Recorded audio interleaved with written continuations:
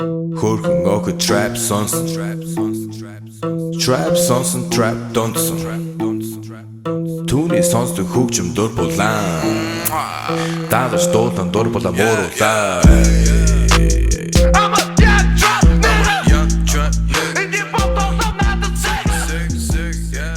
Hey, everybody, welcome to a brand new MMA Roasted Podcast. It's me, Adam Hunter. I'm here with Ian Harris, comedian, trainer, atheist, Trump supporter. It's going to be a great show. We also have the Weendawg. What's up, dude? And then we have former UFC champion, first ever female champion, a 115-pounder, Carla Esparza, is going to be calling in. Cool. And then we also have the guy fighting CM Punk, Mike Jackson. Is going to be on the show as well, and a girl who you're madly in love with, Jessie Jess. Dude, I got so excited when I saw that on your Twitter. It's going to be a great show. I want to thank our sponsor, Speed Weed. Listen, people, California marijuana it's legal, meaning that you don't have to. Hold on, I think someone's here. Okay, good start of the podcast. Yes, marijuana is legal, and not only that, but we have a service here called Speed Weed that will deliver it to you. You don't have to leave your house. You don't have to go to the dispensary. You don't have to risk getting a DUI. You don't have to spend money on gas. Maybe a car accident. Who knows? Maybe a drive-by shooter will like miss and get your car while you're in there. Terrible things could happen when you leave the house. Yeah. Okay, you get pizza delivered. You get Chinese food delivered. You get some people get prostitutes delivered. There's no reason why you shouldn't get marijuana delivered right to you. And I'm telling you, this stuff, not only that, they have the CBD cream. My dad called me up. He's like, Adam, my hip is killing me. He thought he had to go for surgery. All this stuff. Took painkillers. Nothing was working. He rubbed on this CBD cream, and he's like, Adam, give me some more of this stuff. Honestly, it's actually working. One thing that actually works. And they got CBD roll-on. They got vapes. They got all kinds of stuff. Okay? And the guy, Gino, who runs it, is a great guy. They have CBD sex lube, okay? You and your girl could get your... Finally, you can get her like vagina wet and moist and ready for pounding or maybe slowly entering. Whatever you need, okay, these guys have. Just go to speedweed.com. They will deliver it to you. They are great guys. And that's what's going on. So go to speedweed.com and that's what you should go to. So, how are you doing? I'm pretty good. How are you? Good. I also want to thank our sponsor. Also, people, 66% of men lose their hair by age 35. I know, I've lost plenty. Way too much. I look at old pictures and I'm like, you don't know what you got till it's gone. And the thing is, as soon as you start to notice it, it's too late. It's too late. It's like herpes. You can't just wait till the sore comes up. Listen, it's easier to keep the hair you have than to replace the hair you've lost. Nothing worse than seeing a guy with a bad wig or a bad hairpiece. Trust me, everyone's judging that person. Even though you don't want to judge him, people are judging. So, is that hairline slowly starting to move backwards? Any bald spots yet? How are you going to feel a year from now if it's business as usual up there? You'll feel great. I ask you, do you want a bald spot to pop up or do you want to do something about it first? I know the answer to that. Do something about it first. Yes. Why do guys turn to weird solutions or do nothing when they can turn to medicine and science? Go to forhims.com. It's a one-stop shop for hair loss, skincare, sexual wellness for men. Thanks to science, baldness can be optional. Hims connects you with real doctors and medical-grade solutions to treat hair loss. Well-known generic equivalents to name-brand prescriptions to let you keep your hair. Keep your hair, guys. Trust me on this one. Trust me. You want to have hair. I mean, if you have hair, you want to keep it. There's no waiting room, no awkward doctor visits. You can save hours by going to forhims.com. It is so easy. Answer a quick few questions, a doctor will review, and you can prescribe you your stuff. Products are shipped directly to your door, just like Speedweed. Listen to this. So, order now. My listeners get a trial month of Hims for just $5 today, right now while supplies last. See the website for full details. That would cost hundreds if you went to the doctor or a pharmacy. Go to forhims.com/roasted. That's forhims.com/roasted. forhims.com/roasted. Yes, forhims.com. Make sure you check it out. So, things are good. I just got back from Florida. I did comedy in Naples all week, and it was Cinco de Mayo. It was a rowdy crowd, the late show Saturday. And they were fun, though, but they kept buying me shots while I was on stage. Oh, that's the worst. And a lot of times, if you know that's going to happen, you tell the bartender, hey, put some juice in it or something, or some kind of orange juice or soda or Sprite. To dilute it. I have a funny story about that. No, this is all of it. That's just, but the bartender didn't know that. So these hot, loud chicks kept buying me shots. And first I did one, and then I was like, all right, I'll do another one, but give me 10 minutes, because I remember the last time I got drunk, I was in Modesto, a place called Fat Cats. It was 151. I never had that before. And people were giving me double shots of that. And by the 5th shot, I was out on my feet, to the point where I didn't know if I could be able to finish the set. Luckily, I only had 10 minutes left, and I could tell the laughter went down. And then that night, I was just I was just moved to LA. It was all these girls. I was making out with girls left and right. I ended up in the girls' bathroom for some reason, making out with a bachelorette. It was just bad karma. Everything was bad. So they tried to throw me out of the club. And the bouncer grabbed me and goes, you have to leave. And I was the comic, right? So the guy kind of put his arm around me. So then I over-undered him, and I just hip-tossed the guy in his head. And then next thing I know, I got 6 bouncers choking me out. To the point where the next day I had to drive home. I couldn't swallow. My whole neck was broken out with zits, but just because you get choke zits. And, Choke zits. And that was the last time that I drank. This time wasn't like that. The shows were in Naples. They were good. They were fun shows. I had a great time. And then last night I hosted at the Laugh Factory. It was I just been on a good run. I was sick. I had the flu. So I actually stayed in. A lot of times I try to beat the flu by going to run 5 miles, or I sweat it out. And I've gambled wrong on that before, yes, where you get 10 times more sicker. But I stayed in, and I rested up, and I watched the entire Cobra Kai series, which is the greatest series I've seen in years. I'm telling you. I don't even know what that is. I don't even know what it is. So they remade The Karate Kid, basically. Not remade it, but they made it for now. Okay. And it's Daniel's son and Johnny now, and it's 20 years later. And I don't want to spoil it for everybody, but Johnny's a complete loser. What is this on? It's on Netflix. No, it's on YouTube. It's on YouTube. It's free too. Free. Right. First episode free, and then you got to join YouTube Red. They're like a crack dealer or coke dealer. They give you the first coke for free, yeah. and you get addicted, and then you have to buy. So it is the greatest thing ever. Because it's really Johnny, right, and it's really Daniel LaRusso, it's really Ralph Macchio, nice. And Macchio kind of runs the town now, and you see it through Johnny's perspective, right? And it's so funny because he opens up the new Cobra Kai, and he doesn't know how to deal with kids, so he's having the kids punch each other in the face, and he's calling the kids, hey, tits. The kid a fat kid, he's calling them tits. Another kid, he's calling him virgin. He's doing the Cobra Kai, but for nerd, all the nerds join because he teaches one nerd. Anyway, it's the greatest thing ever. I'm hooked on it. I highly recommend it to anyone. And it's funny as hell. I laughed out loud plenty of times. Nice. I almost cried a couple times. and they flash back to the movie.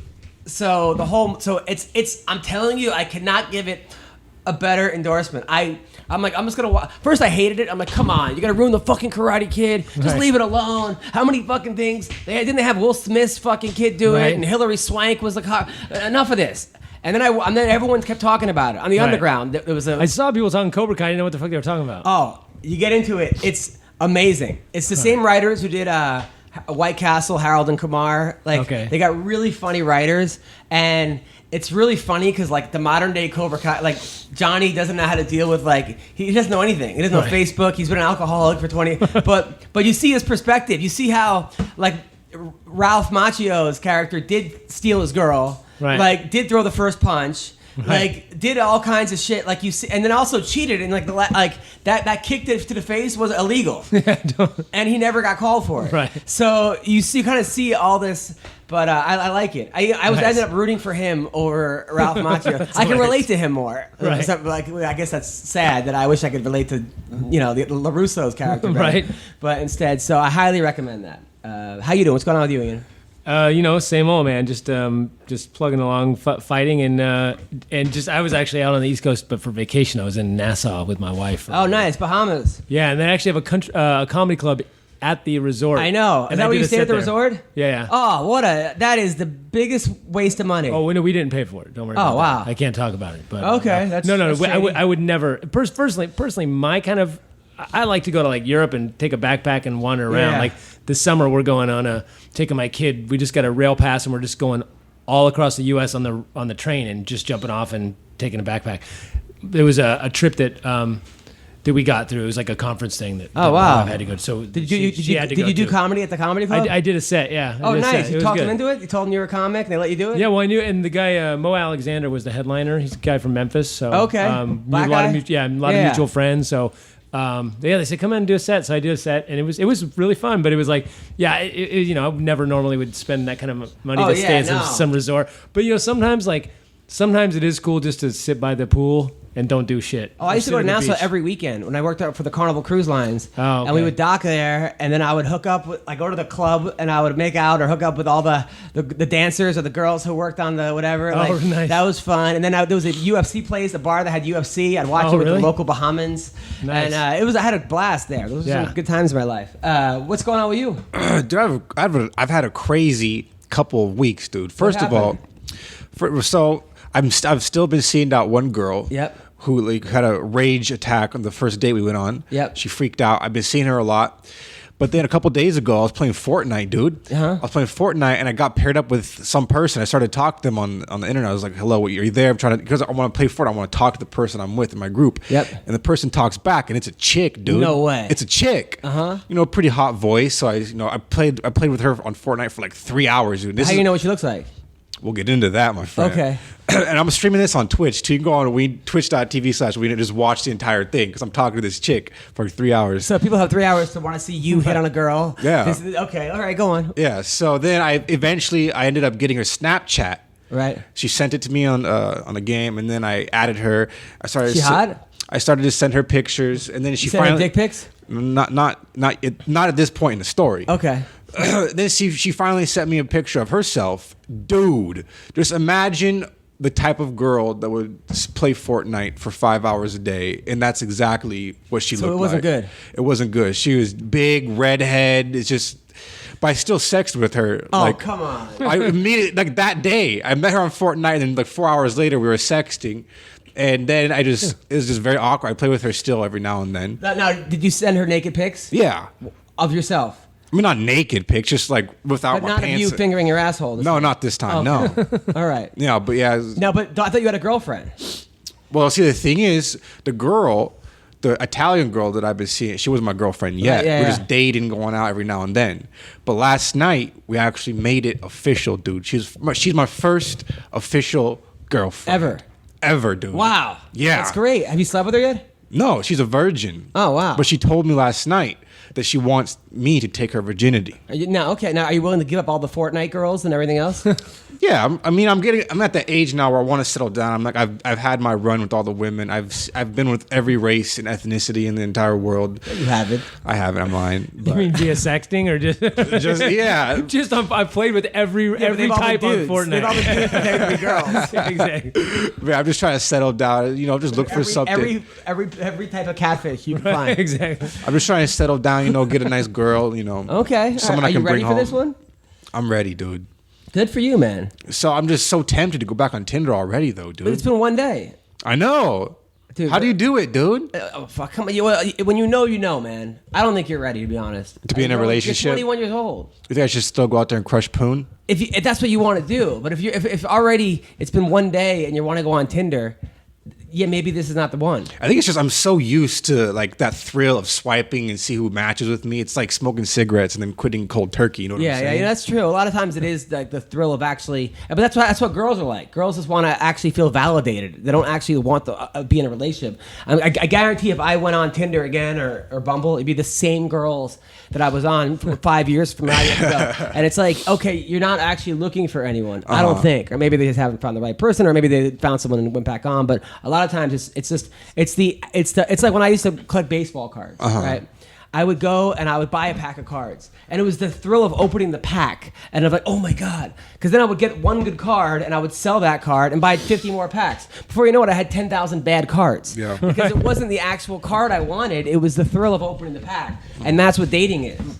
That's what gambling is. That's all. It's the thrill of the unknown, but it's not actually what you should be doing. But dude, I'm super involved with her family now too. I go to her house almost every other day, hang out with her parents and talk to them. Her dad scares the shit out of me. Why? Well, first of all, I understand what it's like to be a father, How? I mean, just from that man's perspective and having a daughter and then having some dude come and try to like take You have your never taken care of anything in your life. Well, you know what I'm including saying. yourself. You know what I'm saying. No, I don't know what you're saying. So I just feel like sometimes you just read like sayings and then you just say them because you want to hear yourself say them. Yeah, I'm trying to, but you know what I'm saying though, right? No, I don't. I don't. I know what it's like to someone to want like a father, but not you. Because the thing is, whenever I'm over at her house, by the way, she lives in a big ass mansion. She's very wealthy. Her family's very wealthy. Family's wealthy. Yeah, she's not. Yeah. Anytime I'm over there and her parents are there, she's all lovey-dovey on me, trying to cuddle me, trying to kiss me, like in front of her parents, and I'm just super awkward because I don't want to be this dude that just comes into their house to make out with their daughter. You know what I'm saying? Weird. And show her different kind of weird chokes in jiu-jitsu. Speaking of jiu-jitsu, I went back to Henzo today, first time in 2 weeks. We did 3 55-minute lives, and then it was like at the end they were like, all right, stay and roll, and I was like, I'm done because I'm coming from the flu. But I still got to work out. That's my biggest thing right now. But I was doing a gi or is it no gi? Today was no gi. Okay. But some guy, right? So we started in like a rear naked choke position, and this one dude, I kept getting him in like a face crank. Like I was, because I couldn't get under his neck, so I was just sort of like making it uncomfortable. Oh, did you have his back? I had his back, and he kept tapping, and then he's like, "Hey man, you can't." And then he like got upset with me. He was like, you're not actually under the neck. You're just sort of face cranking me. But I'm like, yeah, well, that's what I'm trying to do. And he's like, oh, well, in that case, good job. That's like catching him in an armbar and go, this Kimura is really not proper. Yeah, I'm armbarring you. Oh, never mind then. Keep going. I mean, I'm doing something different. A face crank works. I mean, it's not going to work on higher levels, That's the thing. And then there was another guy that like, I kept getting it in moves, and like he kept tapping, and he's like, "I don't know any defense."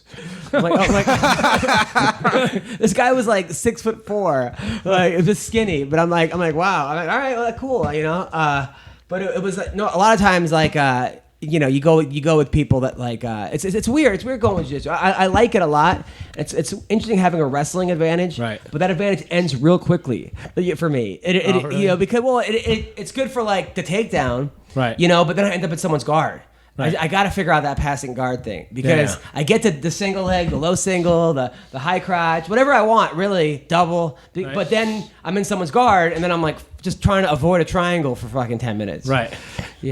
Help me, Ian. The only thing is I only know being on my back. Oh, really? That's my game is my back. You're a black belt, right? Yeah. But... Your game is your back? Yeah, I know, which is funny for an MMA guy to be, but yeah, my game is I'm good on my guard is my game.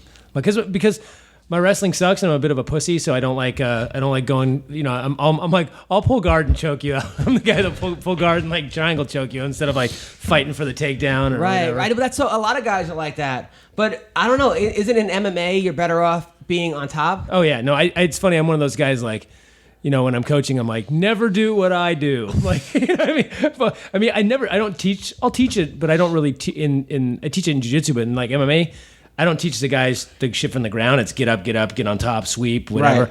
Right. But when I spar, like if they start, I'll fight the takedown for a while, and then as soon as they're like getting tired, boom, all this like jump triangle. So on annoying. And I can't stand when guys like they go to their back and then they start doing like rolling around, like put their legs over their head, like in like some kind of weird pounding position. I'm like, really, dude? Like, is this really fighting? I know it's just jiu-jitsu, but like, is this really what you're gonna do in a fight? Like, put on your back and have your legs over your head so I can basically see your asshole. It's like, come on, man. But it's effective. These guys get fucking leg locks out of it and get stuff. Well, I do that shit, like I'll fall on my side, like fetal position, and let people go. Oh, come on. But I do that with like white belts. I'm doing that with people. I'm like, because what am I gonna do? Like fucking take them down and smash them? Yeah. So I just like let them take mount or something, and then I work from there, and then I'll choke them out or whatever, and then I'll go and we'll start again. But the bad thing is you get into that habit. Yeah. And then and I'll do that sometimes, where I'll go with somebody who's really good, like a high level purple belt, who could probably, if they go nut. I'm old, so if they go, they could probably tap me if they went hard. And I'll like drop down and they'll just like fucking blast past me and on my back, and then I'm fighting for my life. I'm like, why did I do that? Oh, man. Shit all the time. That's so funny. Yeah, man. So how's jiu-jitsu going for you? It's good, dude. I'm just like, I like to play off my back because I have a height advantage, a weight advantage against pretty much everybody in my class. So I don't want to just go You're off in the kids' class still? No, I wish I was in a kids' class. Those kids at 10th Planet, dude, they're no joke. They're like 5 years old, like doing like super advanced techniques, dude. It's still funny though hearing like the rivalry between 10th Planet and like Gracie. Even though people say it doesn't exist, it fucking exists. Oh yeah. You know, people are like in grade because I came from 10th Planet and a little bit, and that's where I got my leg fucked up on like electric chair sweep, trying to defend it like I didn't know how to defend it. I probably should have whatever. I should have went things I should have done differently. But it's funny because like people are always like complaining that like 10th Planet kids are always like reckless. Right. Like their white belts are like going for crazy leg locks and fucking. Is that how it is? Or I mean, we've banned at Burbank. We've banned heel hooks and all that advanced leg lock stuff. We only allow straight ankles for white belts. Oh, so you train with one of my guys that used to fight with me, fight on my team. Jared, yeah, he's my main professor, dude. Yeah. He's a great black belt. yeah, and my Jared's old Krav dope. Maga teacher used to train with you also. AJ, I think his name is. AJ Lavares. Yeah. I like that guy. He's a nice guy. AJ's really good. Yeah, really I nice won guy. like 6 free months of Krav Maga at a raffle, so I went. I like Krav Maga, but I feel like they're giving people way too much confidence. Oh, I agree. I think they're basically a traditional martial art. I think people always go, "What's the greatest thing about Krav Maga?" And I always go, "Their marketing. Like their marketing is amazing. Like I don't know how they get." They have these plastic guns, and then they're like, and they give it to you like, okay, so somebody comes to you with a gun, or a knife, like, head there, right over there on their wrist, and I'm like, these fucking soccer moms doing this shit. I'm like, are you out of your fucking mind? Right. Like somebody has a knife or a gun, you give them anything they fucking want, Right, and exactly. you run. Yeah. Like, do not try to you're gonna get murdered. They always say with jiu-jitsu, they're always like, well, jiu-jitsu, you don't want to get close to him. You don't want to end up on the ground. I go, well, first off, you really think that your little block hit to the groin, that's going to fucking work? Like, I'm going to use whatever the fuck I need. If I have to and I can't run, I'm using whatever the fuck I need to. And if I get on your back and choke you out and I take a couple of stabs to the shoulder, and so be it, I survive, I get out of there. This idea that it's like, you're not going to use jiu-jitsu with a guy with a gun or a knife, it's like, well, I'm not probably going to use fucking anything. I'm going to get out of there. But if I have to, I'd rather know jiu-jitsu than nothing. Well, they do say that. They did say like, okay, first, okay, you don't want to get too. First thing is give me your money, and they're like, if your life's at stake, this is what you do. Right. But I still think that I don't know. I think maybe they should have rubber bullets in there, Right? Yeah. because this plastic gun shit is like. But these guys are idiot, kind of nuts. But the Dog brothers. No. Okay, so they still have events around. If you get a chance, you could go. I don't know if they're still the same, but they're Kali guys, like stick fighting guys. The Dog brothers, and they used to do these underground things where they would have these little tournaments. You could just show up and you could just challenge matches with the sticks, but it wasn't with gear. So you would hit each other with the actual sticks to see how quickly you'd go in the fight. And they would do stuff like, okay, if you want to go sticks against empty hand, you can go. And people would go out there, and some guys would come out with jiu-jitsu. This is like, again, 15 years ago, and guys would swing at him with sticks, and they'd have to take it. And sometimes they'd put on a little bit of gear, like a helmet, and they go, okay, baseball bat versus guy with nothing, go. And they would do crazy shit. But one of the things they did is they used to have these tasers, and they would have taser knives. So they're shaped like knives, but the inside of the taser, so when it touches you, it's like shocks the fuck out of you. So they would go like taser knife against guy with nothing and see who win. Oh, wow. And I remember one guy was really good. He was smoking everybody. He was even taking the guys out with the sticks, and he was good jiu-jitsu guy, and he also trained Kali and all legal? that. Oh no, it's totally underground. And then, but the other dude had a fucking stun gun in his back, and the guy took him down. He went to throw a triangle choke on him. The guy pulled out the stun gun and fucking tased him in the neck. Oh my God. It was nuts. But that's just cool because I'm like, all right, now I know if that's really gonna work. Oh yeah, if you got a taser Well, that was gun one knife. thing. The Karate Kid was so funny because he was asking the kids like, how many guys have got punched in the face before? And like the kids, none of them raised their hands. So he's like, all right, you guys need to get punched in the face. So he had a girl, this like huge girl, like 300-pound kid, just punched every kid in the face. And then he was like unleashing dogs on kids. Like he was toughening them up, but I was but nothing he was doing was legal. Right. Or it was so funny. But it's true, man. Like I know firsthand from wrestling, like kids today are so soft. Oh yeah. Compared to when I was in high school. I hate to say when I was a kid. When I was in high school, our teachers would on the way to wrestling matches, put the seats down and just beat the fuck out of us for an hour, wrestle with us, and choke us, and I mean, none of this would be legal today. Oh, yeah. I mean, we would if we lost, he would be like, I remember my teacher would go around with piece of paper. He wrote "never again," and the score we lost, like 42-8. Right. Posted around school, and he didn't even go to our school, the coach. And we're like, this is not going to be good. Right. And then we get in, and he had us like run 5 miles to start practice, then running up downstairs like with people on our backs for a good 30 minutes. Push-ups like down, hold, like up. I mean, hundreds of those. Right. Then we started practice. Right. Kids would throw up. He'd be like, if you don't want to be here, leave. Half the team quit. It was like 6 of us left. But like, it was a 3-hour practice. Yeah. Like today, if I ran that practice, Child Protective Service people come Yeah. down or whatever, the authorities would show up. No, I took this course recently, and they were like, it's against the rules. Basically, it's called it's like hazing and like bad coaching and being whatever if you don't let the kids get water when they ask. I'm like, wow, like some of those kids are like, can we get a water break? I'm like, no, not yet. You wait 10 minutes. But like, if you say no, that's like against the right. Why, like that's crazy. No, that's dumb. Although I do think it was really dumb that when we would do 2 days in football, and the punishment was not getting to drink water. It's like no, we're dying of heat stroke. It's 110 degrees. I've got all this gear out, and I just ran 5 miles, and this is my second one today. And you're like, no water. It's like ever. But that was all coaching. That's why the Olympics. Why we didn't win any medals this year. Like it's gonna get worse. It's gonna get. I mean, now we're importing other kids from other countries to win medals for us, which I think is also bullshit. Like all of a sudden they're like the winner of the gold medal, John Ho Kim. I'm like, come on, this is not like yes. Dwayne Perkins did a joke about when the American soccer team or whatever. He goes, none of them are Americans. They win. The guy's like, what do you think? He's like, oh yeah, it's very good. That's the American soccer team. Yeah, seriously, that's what we're doing. Because we don't fucking play soccer. There's something kind of weird about that. Us, like, we're buying kids from other countries and having them play for our teams. I used to coach youth football, and we had the softest kids ever, and we played these like gang kids from like Gilroy and East San Jose. Hello, Carla. Hey, what's up? Hey, what's up? It's Adam Hunter on the MMA Roasted Podcast. I got Carla Esparza on the line. Carla Esparza, one of my favorite people. Came to my birthday party a couple years ago. Is not coming this year. Thanks a lot, Carla. I appreciate that. Give me a break. A fight. I know. You got a big fight coming up. You're fighting Claudia Gadelha. When is this fight?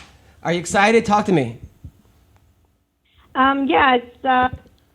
I'm really excited about the fight. It is June 9th, UFC 225 in Chicago. It's good. I'm glad I get to fight in the U.S., and it's a fight that's been like a long time coming. This is the third time that we're going to try and fight. Yeah. Now, is there bad blood between you and her? I think the bad blood is more on her side, just kind of being an angry person or something. She's kind of trash talked me a lot and said things and been like disrespectful to me kind of for no reason, when I've been nothing but, I think like gracious and respectful. So, I think that's more on her end, but she's definitely not my favorite person. Yeah. Now, what has she said about you? She's just like, trash talked me. Like when one of the first times we were supposed to fight, or the second time she, went to the hospital after weigh-ins. I think she had a really bad weight cut. And, somebody commented on Twitter. They were like, oh, it'd be a great fight to see her fight 125 versus Barb Honchak. And I quoted it, and I was just like, oh, yeah, I think that'd be a really great fight between them. And then she just starts trash-talking me like, what little girl, are you scared of me? Like, don't think that you can run and blah, blah, blah. I'm like, what, girl? We were supposed to fight like 2 weeks ago and you backed out, and and then Felice got involved and she was just trash talking us like the whole time, like, oh, Felice, you show your ass. I don't have to do that, when it seems like all she does now is show her ass, so. Well, she has a really nice ass. So, in her defense, it is a very nice ass. I mean, come on. I mean, right? I mean, let's not get mad about that. Hello? I'm not hating on anybody showing their ass. But I'm just hating on like the hypocritical aspect of it, and Yeah, no, 100%. And look, you've never backed down from anybody. I mean, anybody. I mean, you fought your first fight after what, like a month of training? I mean, you were college All-American, college wrestler. I mean, there's nobody that you've ever, competed against that you've ever backed down. So that's bullshit. I've never turned down a fight in like my career. Yeah, 1,000%. 1,000%. Now I gotta say, I thought that you beat Randa Marcos. I had money on that fight. I was kind of pissed actually because I had money on you. But you've won. I'm considering that a win. But you won your last 4 fights in a row since the Joanna fight. You beat Juliana Lima. You beat Marcos. You beat Mary Moroz. You beat Cynthia Cavillo. And your last fight against Cavillo, a lot of people had you as the underdog, I think, and they were like, they were hyping her up. She was the undefeated kind of girl coming up. People were counting you out, and I think that was one of your most impressive performances, especially on the feet. What's been the change? I think after my shoulder surgery, when I fought Joanna, I tore my labrum. And I had to kind of slow it down in my training. Like I couldn't even hit a bag or anything for a while. I had to pretty much just shadow box for a couple months. And my coach, Colin Oyama, that I've been with for 11 years, he kind of just, started working with me on the more technical aspect, on my movement. He's always said I'm really fast, so he started kind of incorporating that. And I think ever since that first fight after my shoulder surgery, I've just been like improving on my striking. Yeah, your striking's looking great. Your wrestling's always been there. Your striking has always been, I would say, things people have kind of been like, oh, well, her striking isn't that good. But your last couple fights, your striking's been amazing. So good work. Hello? Hello? Hello? I guess one thing she can't connect on is this fucking call. All right, so let's call her back. I like Carla. You can tell she's like deep into training. Yeah. Hey, hello. Hey, I don't know what happened there. Went silent. I was saying you're striking so good, you knocked out the connection. So good work. Bam. So what's going on now? You used to come to my shows a lot. We were pretty close. And used to always bring different guys. Have we settled on one man? I haven't brought different guys. I brought like one guy. I don't know. You've always bring different versions of different Mexican dudes. In the picture right now. Just honestly, when I'm focused on my like fight camps, like I'm not really interested in dating anybody, or it's just more of a distraction for me. I just usually try and stay focused. So you're single. Are you on Tinder or Bumble or Thrinder? I actually went on Bumble for like 2 weeks recently, like a couple months ago, and it was just like not a good experience. Why? What happened? Honestly, like most of the guys, like it just seemed like we're there just to like. Actually, Ashley, one of my best friends, Evan Smith, she was like, you know what? Just cut to the chase. If these guys want to meet you, they'll meet you. You throw it out there. But if they're just on here to like boost their own egos and just to waste your time, messaging with you for freaking a month, then it's good to get rid of them quickly. So actually, Ashley would write most of my messages for me if I matched with somebody, and after a little bit of conversation, she'd be like, "Oh, great. Well, I'm kind of more old-fashioned. Let's meet up, or let's grab some coffee or something." And then people just would like dance around it, and it just seemed like guys were more on there like just to boost their own ego more than anything. Yeah. So just like I'm over this, you never know. I actually met my wife on well, we met before, but we reconnected on Bumble. I mean, it's hard. It's hard for you because you're training all day. At night, you're kind of training. You don't really meet that many people. You meet guys at the gym, and that's going to be a recipe for disaster there, right? Usually. Yeah, no, dating in the gym is like off limits.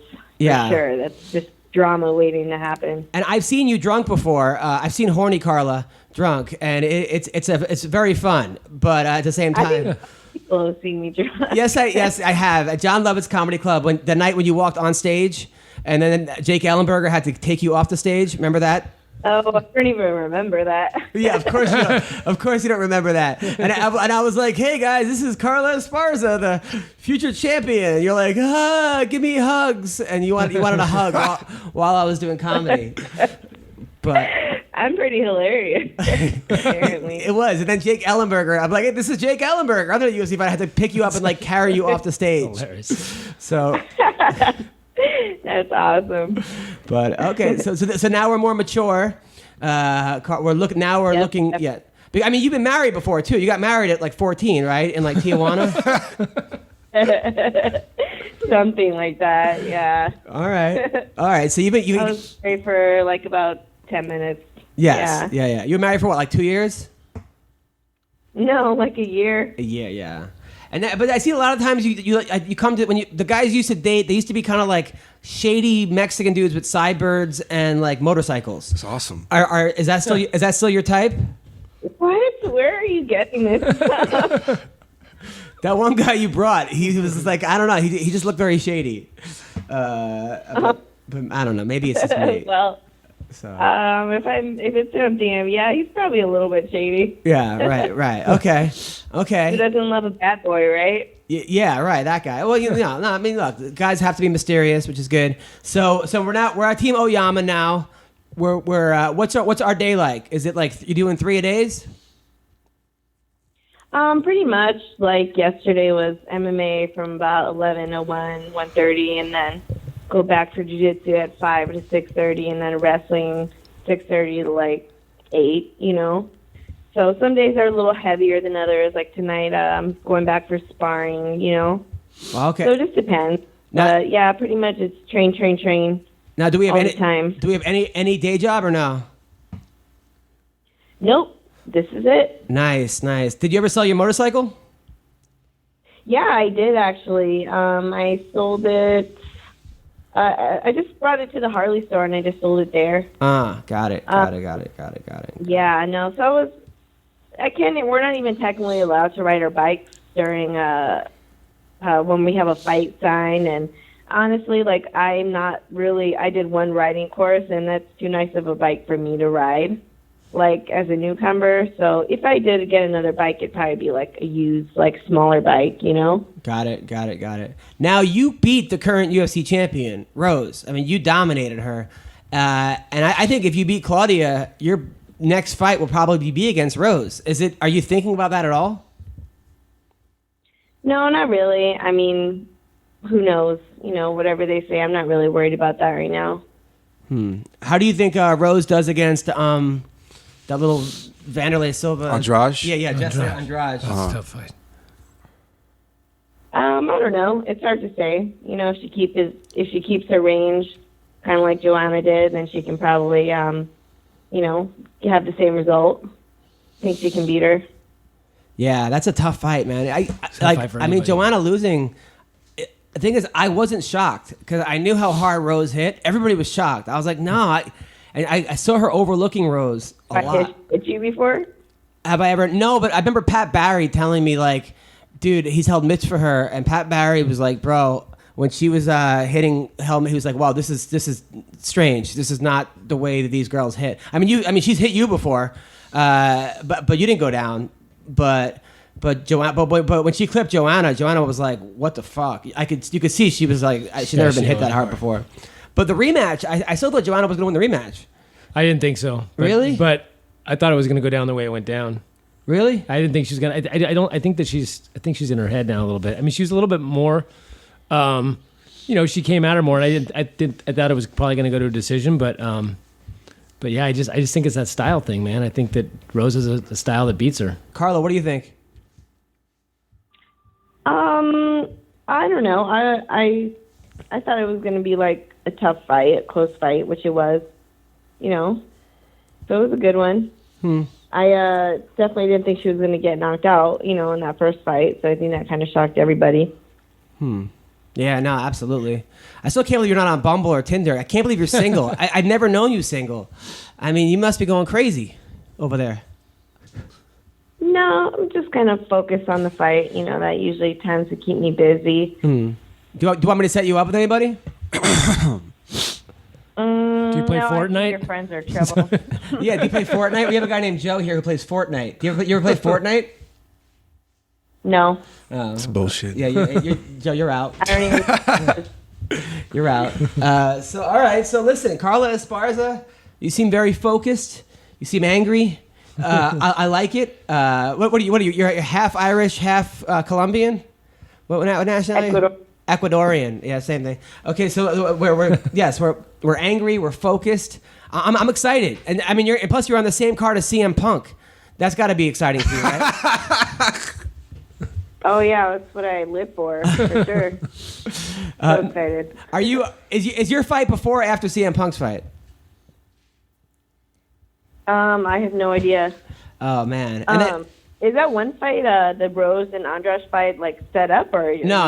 I just made that up. And also Colby Covington's on that fight too. Don't be around Colby because people are gonna be throwing things at him, and like who knows what's gonna happen. I like Colby, but stay away from him because that could be bad. Why are people gonna throw things at him? Because they're mad because he insulted all Brazilians. He called them all filthy animals. He said he's gonna teabag Dos Anjos in the middle of the octagon. He says a lot of things that are getting people very upset. So I mean, this weekend or on my card? What was that? No, that's that's on your card in Chicago. Oh, I was gonna say, good thing he's not fighting in Brazil. It was supposed to be in Brazil, but they actually moved it over to Chicago, which people are saying is actually more dangerous. But yeah, so stay away from Colby Covington. Don't because that's going to be trouble for you. So check. Yes. Now, I like danger. Maybe I'll ask him out on a date. No, I'm just kidding. That's a good. Damn. I could see that. But the first podcast she ever did, I asked her if she did anal sex, and she goes, "I'm a team player," and then that like blew up. Everybody was like DMing her and like, yes, team player. So what do you, Carla? What do you weigh around right now? Like 127. Really? Wow, you're light. I remember you were like 160 after. That right? You got pretty big for you. I mean, no, I've never been that big. Maybe biggest ever 135. 160. I just made that up. But listen, all right. So 127. That's good. You're right there. Just don't lose that butt. You have a very nice butt, and I don't want to see you lose that because that won't be good.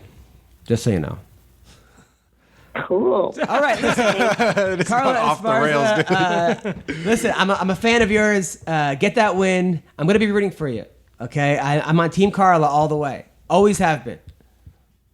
Hell yeah! Thanks, Adam. Good talking to you. Happy birthday. Thank you, Carla. And after you knock out Claudia, come down and help coach wrestling for the little kids that I coach. They would love you. I've been trying to get you to coach for 5 years, and you're always like, "Oh, that's so cool, you coach," and you always comment on the Facebook things, but you never actually come and coach. And you live like 3 minutes away, so come on. 3 minutes? You mean like freaking 3 hours in traffic? Get out of here. Where do you live in like? We live in like Orange County, right? Yeah. Yeah, not that far. Not that far. So okay, now what's your plan for the fight? Are we gonna do lots of wrestling, striking, clam smacking? What exactly are we going? Oh my God! What are we doing for the fight? Top secret. Top secret. All right. Well, thank you, Carla. You're the best. I will talk to you soon. All right. Thanks so much. Thank you, Carla. Have Take a good care. day. You too. Bye. All right, that was Carla Esparza. You know who I do hope does some clam smacking? What's that? Is Mackenzie Dern and Cooper. Oh God. Dog. Yeah, Mackenzie. Now, what is it with this fake accent? Everybody's mad at her because they say her accent's not real. Yeah, well, I didn't know that she had an accent, and all of a sudden she has an accent. People are like really angry about this. Who cares? Yeah. I mean, like, I don't really know that much about her. I guess she's jiu-jitsu. She's like, she beat Gabby Garcia via points. That was like, yeah. I mean, her dad's a legend. Her dad's a legend. Her dad's Megaton Diaz. He was like multiple time. Megaton Diaz. Megaton, that's his name. I don't know I forgot his real name. That's like his nickname. Sounds like my ex, Megaton. Something like Megaton, Megaton. I think it's his nickname. Anyway, he's like a legend in jiu-jitsu. Oh, really? But I think she was born here, wasn't she? And then her mom is Laura Dern. So no kidding. Exactly. No, just kidding. Megaton Diaz. I didn't know that. Megaton Diaz. So yeah. But everyone's really mad at her. People are like really pissed about her accent, and I don't know. I didn't know what the big deal was. Like I guess it's like I'm like because she's born in Arizona. Yeah, I know. I know people are angry, but like not to the extent of like people are just like really angry about it. They're like this is bullshit. Did she live in Brazil? I think she lives in like Orange County or something. Well, now, but did she live in Brazil? Because maybe she spent a bunch of time there and just picked up the accent. Well, when you know, I'm sure in her entire life, her dad, you know. Oh yeah, right. Dude, she got talking like this, you know, whatever the whole time. you're gonna like. But anyway, she left the MMA lab. Oh really? Yeah, that was a mistake. What's she doing now? I guess they couldn't understand her over there. I don't know where, but I mean, John Crouch. I've been there. That's a great gym. Yeah. John Crouch is a great coach. He's a good coach, yeah. And that was a mistake. I'm telling you, that was a mistake. So this week we got the... we have this weird relationship because we fought... my guys have fought his guys a few times. And I remember one fight, he and I were almost arguing across... I'm like, he's breaking. He's like, no, he's not. I'm like, yes, he is. He's like, no, he's not. Was that O'Malley versus... No, it was Terrion fighting I can't remember which one it was. Oh, I think it was when he fought Luke Sanders, who's a cool kid. Oh yeah. It was a RFA thing. I forgot what it was. I said something. He was like, "No way!" No, that was in the UFC. I was at that fight. That was Terrion's first fight in the UFC, wasn't it? No. That was Cody. Yeah, that was Cody Stamen. Cody Stamen. Yeah, Luke Sanders is a tough guy too. Yeah, he is. All right, so this week we got Crouch. Nunez Pennington on the undercard. James Bochnovic against Marcus Perez. I don't know who those people are. Ramazan Imi. I don't know who that is. Taos Leitis. I know him. He fought Anderson Silva at one point. And then, he butt scooted for 5 rounds. Right? But still, he ended up losing and then beat, what's his name? That guy who I think has like autism. Great. You know what I'm talking about? The guy who, you know what I'm talking about? The guy who's blonde hair. It's like crazy. The only guy I can think of that has autism is Horwich. Yes. Okay. He fought Matt Horwich. He lost to Matt Horwich, but then he beat him. Matt Horwich is that guy's weird. Right? He's out of his mind, but effective. Yeah, good fighter. So he's fighting Jack Hermansson, the Joker from Sweden. Warley Alves. He's a guy that beat. He's a guy that beat Cody Covington. Remember Warley Alves? Oh, really? Yeah, he was the guy that beat him in like a standing guillotine. I was at that fight. The dude he's fighting right here, if you look at his full body picture, he looks like a fictional character in a fantasy land. He's just like this giant, jacked Russian dude just covered in body hair. He's a pretty good looking dude. Would you sleep with him? I mean, no. You got to play Fortnite. I don't want to get in first. Yeah, I don't want to get deep into those that. Prelims, honestly, I'm not that crazy about those prelims. Nick Hein, what happened to him? He's like on a soap opera in Germany. He's a superstar in Germany. He's fighting Davi Ramos. I don't know who that is. Alexei Olnik. I know him because he's like 70 years old. And he beat Travis Brown in a fight that was like... He's fighting Junior Albini. He also got that Ezekiel choke from the bottom. Oh, yeah. Yeah, he's good. Ridiculous. He's fighting Junior Albini, baby. Which, come on, if you get Ezekiel choked in mount with no gi... You need to stop. Oh. I'm sure that guy's probably strong as shit, though. The Russian grip. Right. And Cesar Ferreira is fighting Carl Robinson, Baby K. I don't know who some of these guys are, but I'm going to watch this. But Phil Baroni, by the way, won in 10 seconds. The King of the Cage over the weekend. Really? Knockout? They stopped it, but then he got all kinds of water and stuff thrown at him. But he says they weren't throwing it at him. They were throwing it at... what's his name for stopping the fight? Worst referee ever. What's his name? Cecil Peoples. Cecil Peoples was actually reffing that fight. He should be reffing that fight. But yeah, so Baroni's back, guys. He's back. What is he? 50 now? And then Rowdy. I don't know. And then Rowdy Beck is fighting bare knuckle boxing. Really? According to her, she's the first female signed in bare knuckle boxing. Did she get cut? I guess. Oh. She did. Yeah, she's fighting bare knuckle. All right. So now the main card. Main card: Vitor Belfort, Machida. It's going to be a good fight. Got Machida. Yes. Vitor just no. I think Machida's going to actually, in the middle of the cage, drink Belfort's dirty urine. That would be amazing. But yeah, imagine he actually drank his urine by accident and it got tested positive. So Machida, I think Machida's got this, right? Yeah. No, Vitor is done. And John Lineker versus Brian Kelleher, hands of stone. Oof. That's a good. Guy That's a hits good so match. fucking hard, Lineker. The Kelleher kid though keeps surprising me. He's good by but he loses some too a lot. Yeah, he's one of those guys that like he beats people he shouldn't beat and then loses the guys he shouldn't lose to. Yeah, I have him Lineker's winning. got that. I got Kelleher. Mackenzie Dern versus Amanda Cooper. Cooper's 4-3. Dern's 6-0. But Cooper's gotten way better. I mean, but I'm not. Amanda. I mean, Dern lost that last fight. You thought so? I thought so. You were there, right? No, I was there. Was I at that one? I can't remember. She didn't lose that last fight. She lost the second round by a lot, but won the first and third. It was one of those things That where was she fought Yoder, right? Yeah, it was one of those fights that she lost the round bigger than she won the other ones. Yeah, I feel like there was one round that could have maybe gone either way. Maybe the that's what it first was. round, maybe, Yeah. but the last. I mean, she ended the fight with the guy. She had the girl on rear naked choke, and Yeah, I think that it was definitely first one. won a round, and I remember one round being she got her ass kicked, and the other round was close. But either way, her striking is garbage. I hate to say it, but she should not be in the. I honestly think. Well, maybe because it's female. where does she go to train now? I don't know, but I think that there's a girl that could have benefited a lot being in the LFA, being in Titan, being in these, and then coming into the UFC 12-0.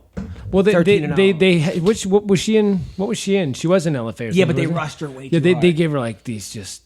They rushed her too much. It was in like this. Gladiator Challenge almost. Same with Dylan Dennis. Dylan Dennis. I know he called out Askren, but his striking is not good. Yeah. He's going to get beat up if as soon as he go. Bellator has to be really careful about who they match. But him with. Amanda Cooper, I don't even know 4-3. I know I've seen her fight. She's mainly a striker, She's the right? one who beat the shit out of what's her name? Her last fight, our girl Magana. Nip slip. Magana. Oh, But also Jacare versus Kelvin. I hope Kelvin wins this fight. I love Jacare, but Kelvin's another one of those guys. Like you can never count. That dude beats everybody. You don't expect him to beat. I got Kelvin all day. But he's gonna miss weight. What is it? 180? What is it? 125? He's gonna come in 230. He might. You know what the thing about it? Like I doubt he's gonna miss weight, but I think it might be one of those things where.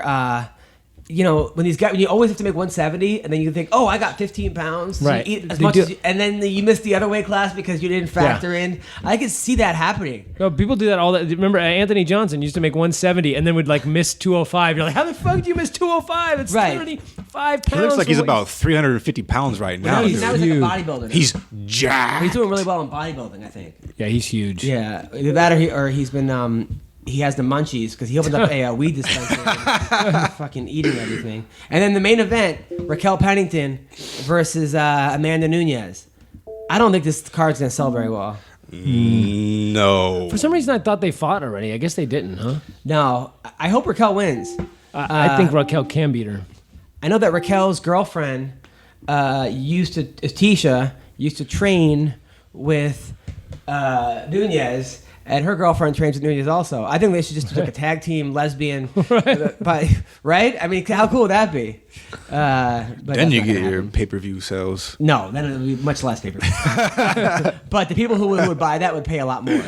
So you may charge like $200. Yeah, exactly. Get all the fucking. Anyway, we're calling a girl right now who has been killing it lately. Yeah. She used to be my cat sitter, and now she is. Hello. Hey, is this Jessie Jess? Yeah, how you doing? How are you doing? I'm doing well. How are you doing? Good. You're killing it. You are killing the game right now. I remember when you were fighting Sarah Kaufman over in like Germany for $20 and like a bag of Doritos and now you're murdering the game. Congratulations. Talk to me. Thank you. I'm working on it. Yeah. What's been the change? What's what? Like all of a sudden you're just murdering people. Like did you find your inner anger? Did you get in touch with something? Did you go to a special like a Danielson? Did you join the Cobra Kai? Like what the fuck's been going on? I don't know. I just met some really cool people and did some really cool shit. Now I get to do really cool shit every day. Yeah. Well, I didn't do anything special in particular other than get more stupid tattoos and fucking be super Aussie. Yeah, of course. Now you got how many tattoos do you have now? Hello? Oh, we are killing it today with the connection. Hello? Jessie Jess. I'm calling right back. Boom and action. I love that accent. That fucking Australian accent. No, it's the best accent for a woman. Teach my wife that accent. We may have to role play in bed. She could be Crocodile Dundee. I'll be the Boomerang and scare Colby Covington. Hello, can you hear me? Yeah, I can hear you. No, like Jessie, I'm telling you, like when I first saw you, you were being butt bombed by Penny Kanzan. By Patty. You were on your back, and she was rubbing her ass in your face. Nice. Nice. And then was that the lowest point of your career or the highest point, depending? I would say, in a lot of people's opinions, that might have been one of the highest. Yes, to be right. honest. Of course, yeah. According to my my lotion, but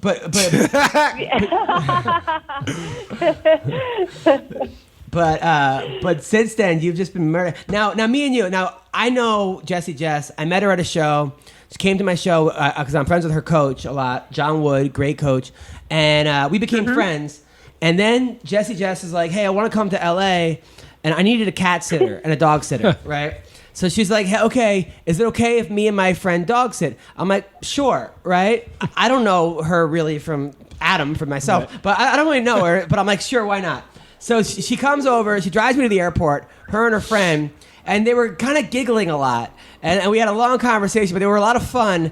And then that was like your girlfriend, but for like a week, right? Because like you had... Yeah, maybe 2 weeks. So you liked guys, and then there was a girl you were training with, and then you guys were like lesbians for a week or something? Like what happened there?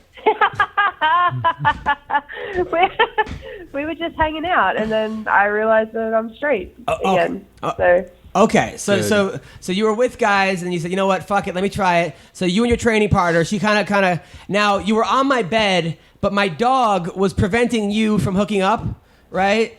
no, he wouldn't let me anywhere near the room. Oh. He was cool with her. She was hanging out on your bed all day, so.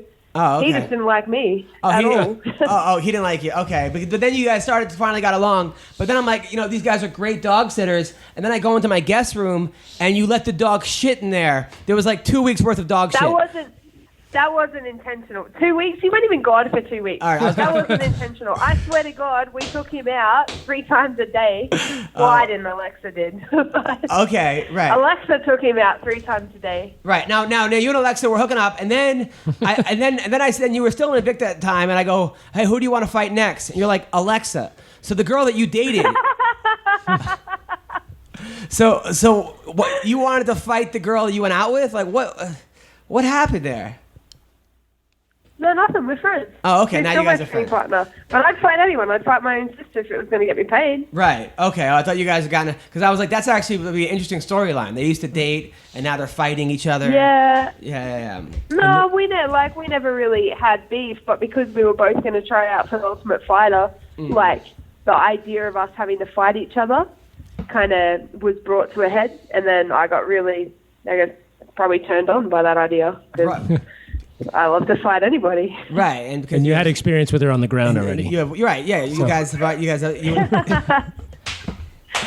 So now I'd be scantily clad. She'd be scantily clad. Who knows what can happen? Who knows? Well, right. That would be a good thing. You fight your ex. That should be an actual TV show. Yeah, exactly. I've fought a few exes. Yes. Yeah, there was a guy there was a guy that was being abusive to you. That was when I first heard of you, and then you knocked him out in the kitchen with a head kick, right? Yeah, it was like a teep to the jaw. Yeah, well, that's a good way to get a guy to stop beating you up. Unfortunately, there's other ways, worked. but holy fuck. Yeah, that was crazy. And then that guy, then he tried out for Team Alpha Male, and he got beat up by Cody Garbrandt's cousin. And then, the guy's a mess. I don't know how the guy gets girls. He dated Ashley, too. I'm like, how the fuck is this guy getting girls? I don't know.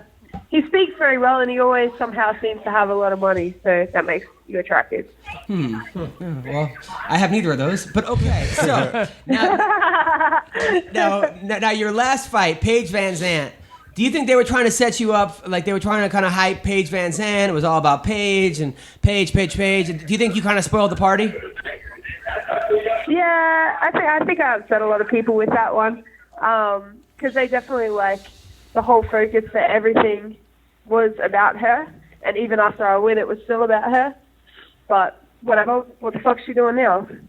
What am I doing now? What's she doing now? Did that piss you off that, like, I guess she broke her arm and people were like, oh, she's so courageous? And you're like, yeah, but I beat her with 2 arms. I beat her with 1 arm. Like, what is this? Yeah, I don't know. I think it was lucky that she broke her arm, honestly. Like, I'm used to people breaking limbs on my head. It's actually happened a few times now, so I wasn't surprised. But I think she's lucky that she did, because otherwise it just would have been a flat-out mauling, And then she wouldn't have had anything to save face with. So good for her. I'm glad she broke her arm, because then she came out still looking like a bit of a hero, even though she's lost a bunch of fights. Right. And then Rowdy Beck, you look great against Rowdy Beck. I think she's now doing bare knuckle boxing. Did you guys squash your beef? Are you and Rowdy Beck cool? We were cool before it, and then she wasn't really happy that I beat her, understandably. But we've only just kind of started talking, sort of, but not like what it was. You know, she gets super salty about things, so I don't hate anyone that I've lost to. Like fucking Sarah Kaufman's still one of my friends, you know. Yeah. So her problem, not my problem. I don't care. Right. And now you got a big fight coming up against Jessica Ai. When is this fight? When? June 23. Where? Singapore. June 23. Singapore of all places, which apparently has amazing food, and I can't fucking eat any of it because I leave the morning after the fight. Fighting in Singapore. I've been there. Very, very clean. Now Jessica Ai got really good striking, good boxing. Are we gonna try to turn You reckon? She's got good boxing. She's a good striker, Jessica Ai. Are we gonna try to keep it on her feet? Are we gonna try to take her down? What's going on here? I just like to brawl. It's gonna go wherever I feel like making it go on the night. You know, I've seen a lot said about her striking and about her boxing, and I've also seen a couple of her fights, and I don't know where that information is coming from. So we'll see. I don't think I know what she's going to do because she does the same shit every fight. You know, she doesn't know what I'm going to do because I do something different. Some days I'm really fat and slow and just like to grapple, and other days I like to box. Yeah. It'll be fun. I'm excited. I'm excited because she's definitely tough and durable, so it should be a good fight no matter what. I can't wait for this fight.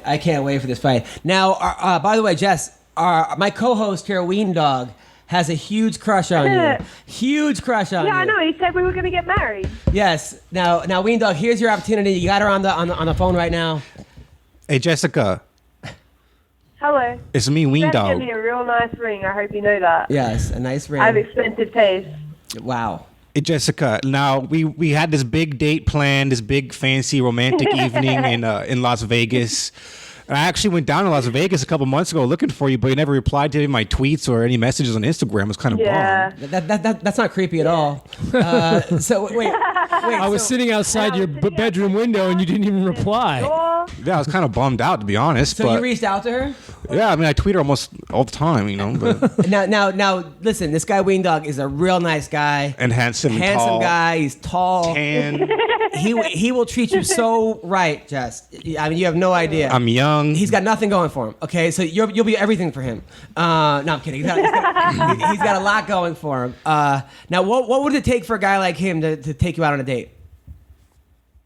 I don't know. Shouldn't you ask Julian Marquez since you said the other week that him and I were dating? Wow. No, I asked him if he hit that. To which he said no. He said no. He said he came in. Yeah, he came and told me about it in the cafeteria at the PI, and it was the most uncomfortable conversation I've had with anyone because he felt really bad about it. I was kidding. I knew he didn't hit that. I knew that. No. Listen. Word on the street is that you talk a big game, but you don't give it up as easy as guys would think. Is that a fair assessment? Correct. All right. Okay. So. Wait a minute. Yes. Jessica. Yes. It's me, Weendawg, again. I know. So I'm so happy that you came on the podcast today because I gotta bring this up, and I don't want to bum you out or anything, but just bear with me. So last night I got into an official romantic relationship with a girl out here in Los Angeles. So I'm sorry, but we're not gonna really be able to. Oh, thank you very much. But we're not gonna really be able to do this date in Las Vegas. But Is that your first girlfriend? It's my first girlfriend, dude, ever. Yes. But listen to this. I was talking to her last night, and she decided to give me a hall pass. I can pick any celebrity. She said I can pick any celebrity in the world, and if it just so happens that if I cross paths with that celebrity, that she would allow me to make love with that celebrity. And I picked Jessie Jess as my celebrity hall pass crush lovemaking companion. Now, is this okay with you? Is this okay with you? Well, what do I get out of it? Yeah. What does she get out of it? Weendawg. Yeah, right. That's a good point. You get the Weendawg. That's what every girl wants. Sure. Oh wow, this is going really. She well. said okay. Listen, this is great. She said yeah. Yeah, she okay. Now, Jess, what is it? So, are you on Tinder? Are you on Bumble? Are you currently dating anyone? Talk to us. None of the above. Okay, I have a dog now. You have a dog? I got a dog because, my manager told me not to date until I won a title. And so I said, okay, so I got a dog because now I don't have time to fucking text any boys. Well, all right. He's very proud of me. So, that's very nice. You'll be dating someone in 2050. No, I'm kidding. You have a title of the hottest bitch on the podcast. Okay, now, but if a guy likes you, right? If a guy did like you, let's say there was a guy out there like a Weendawg or, just a nice guy, and how would he get you? Like, would he say, hey, listen, what are you doing later? What's your ideal date? Just because a lot of our listeners are very attracted to you and they would like to know. That's a good question because I think my ideal date depends on whether I'm in camp or not. Okay. If I'm in camp, my ideal date would be for you to go buy me a DVD and then just leave me alone. And then maybe text me and ask me how the movie was. I can do that, dude. That's horrible. That's not really a date, Jess. That sounds like Postmates. Now, what about? Okay, all right. So, what about like if you're not in? What about if you're not in camp? Okay, so if I'm going on an actual date, I'm like, I don't know. I'm down for Mexican food. That's always a winner for me. I'm half Mexican. But I don't want to be picked up. I'll meet you there. Okay. So I can drive my own car home. Yeah, but Mexican food's always good. And don't be a dickhead. Right. Don't talk to me. Don't ask me. Okay, don't ask me how I think I would do in a fight against you. Okay. Wow, that's good. Yes, that's a very good note. A lot of guys are idiots because Yes. Okay. Now, would you date a guy that you could beat up? I've dated many guys that I could beat up. Oh, right. Okay. So. But I'm trying to shift my taste right now, so maybe not anymore. Damn it. Okay, so you want a guy who's like physically strong, who trains, who knows how to. Yeah, I like big boys. I kind of like fat hairy dudes. Wow, that's right. Me, dude. All right, your DM is going to be fucking filmed tonight, by the way. Okay. Okay, so you like bigger guys. Stronger guys. It sounds like Julia Marquez is your fucking guy that you want to date, by the way. All right, so you like bigger... No, not Julian. Okay, bigger guys, stronger guys. Oh, I don't like beards. I like chest hair, but I don't like facial hair. Okay, now tattoos. Maybe that's more. Now, since you have a tattoo and you're kind of tatted up, do you like guys who have tattoos or kind of guys that are clean cut with no tattoos? I prefer no tattoos, but if they do have tattoos, they got to be like decent ones. You know what I mean? Like similar style to mine, not just shitty. Okay. Maybe not like John Wood tribal tattoos. Okay, yeah, John Wood does have those tribal tattoos. Yeah, but he's got some. He has a full tribal sleeve. Right. Now, the guys have to be taller than you, or you go for like 5'7", 5'8", or have to be 6'1", 6'2"? No, like kind of 5'11" would be my minimum. Minimum 5'11". Now, I could see how guys would get intimidated by you because you do laugh a lot and blah blah blah, but you do have kind of a mean streak in you. So do you like to make the first? I make fun of people. You make fun of people. You're kind of cruel. And, yeah. So now, do you like when guys make the first move on you, or do you like to make the first kiss on the guy? I like to make the first move, but then if they give it up too quickly, I don't really respect them that much. Wow. So I kind of like, I don't know. I kind of like guys who play hard to get a little bit, like make me work for it, you know. This is because otherwise I'm just gonna get bored. So like so you're reaching for a guy's crotch and you want him to grab your hand and be like, "No, I'm not ready. Buy me dinner." I'm not ready. I need you to wait. Yeah, something like that. Wow. That's tough because a lot of guys are not going to do that. Yeah, a lot of guys. Pretty much any straight male. And you know what? And this is why I'm single. Oh wow! So you want a guy to be like, "Listen, we're not there yet," and then yeah. And now a lot of times, girls like you're into fighting, you're into your rough girl, tatted up, but you like to be submissive in the bedroom. You like to just lie there, just be like, tell me poetry. Like you would think that you're crazy, like chokes and fucking punching dudes and like fucking ankle locks and stuff and kimuras. Oh yeah, I for sure do jiu-jitsu in my home, in my bed. Yes, 100%. That's what I do. I do that too. Hey, this is a good don't do on a first date. Is don't ask me if I would do naked jiu-jitsu with you. Oh my God. Yes, that's good. You're learning, right? I mean, call me crazy, but I think she's describing me to a T, dude. I've been on this podcast many times talking about how I do jujitsu in the bedroom with but you don't want it. But she doesn't want it on the first date. Well, I'm not talking about on the first date. That's your go-to move on the first date. I'm Don't talk about it ever. Wow. I'm 6'2". I'm nice and tall. I'm very muscular. I have a big hairy chest. Very muscular. Well, she can't see me. Okay, go on. And I mean, I like Mexican food. I'm half Mexican, and my favorite band is Men at Work. She would kill you, Weendawg. What do you mean? I mean, she's this girl's an animal. You wouldn't last a minute in her fucking world. Like in a romantic relationship In or in any the bed? world. She's funny. She's smart. She's twisted. She's hot, but she's also like. She's gonna tell like one of your parents dies. She's making a joke to you that day at the funeral. Like this girl's all. I mean, she's got all kinds of problems here. That's why she fights. But she's hot. I need to date someone as smart as Adam right now. Yeah. But in a big hairy dude's body. Yeah, this girl's got. I mean, you're gonna have to play it so right with this girl, or do everything wrong, and then she likes you. All right. Like you have to fuck everything up. Okay. Like fuck everything up. Where she's like, you know what, this guy has no hope. Maybe I'll just bang him, and then she'll end up liking you. But you can't be. It's either a 0 or 100 with this girl. Now, Jessica, I'm also a rapper as well. I have a YouTube channel. I know you have a YouTube channel too. It's I love your YouTube videos. Have you made a rap about her? I mean, I don't really release any of my rap songs. I keep all my songs to myself. Right. But you know, personal rapper. Yeah. Really. Keep them under wraps. Yeah. Right. Got it. But let's say one day I do make in the it. shower. Let's say I make it as a big rapper. I'm the next Tupac or whatever. Will this be attractive? You're gonna die when you're 27. Yeah. All right. Go on. Will this be attractive to you at all, Jessica? No. Okay. Well, I'm not a rapper. I just made all of that up. Weendawg, listen. I'm gonna give you a course. Okay. By the time you meet Jessica in July, okay, we're gonna have a little plan of attack here. Okay. Okay, and we're gonna win her over, but it's not gonna be easy. Okay. Okay. But I will train you to at least get a kiss out of this chick. It's gonna be hard.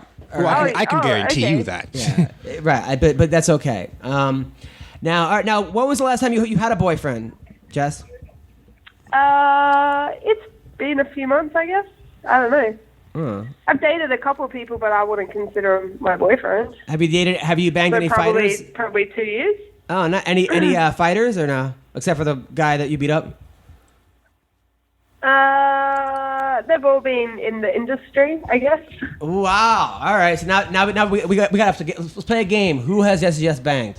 All right. So we got to. Okay. It's Syndicate. It's not John Wood or Mike Pyle. Vinny Magalish. No, he's married. Who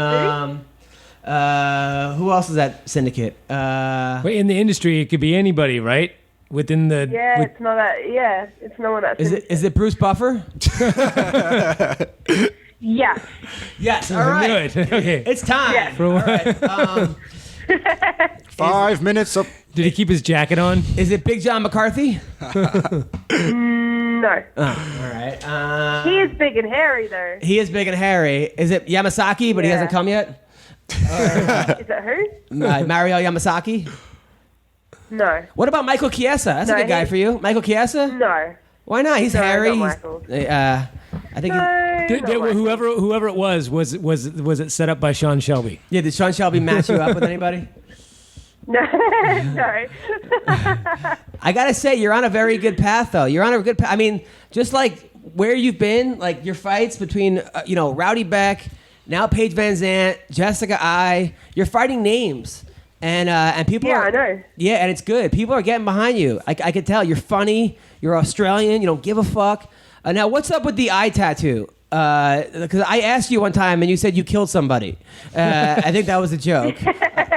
I hope so. Well, was it though? I don't know with you. I don't know. What's that? Why the eye tattoo? Why not? All right, thanks. Okay, that's good. That's good. All right, that makes sense. All right, so listen. Now, are you still roommates with Roxanne Modafari? No. No. I moved out like a year ago. Who you living with now? CrossFit girl. Oh yeah, I think I met her. She was also pretty jacked. Yeah, Steph. Yeah. With the black hair. She came to one of your shows. Yeah, I like her. I like all the Syndicate girls. I like you. I like Shan. I like Roxanne. I like the Serena, and then aren't you guys training with like Claudia Gaudelia too? No, she's at Extreme Couture. Ah.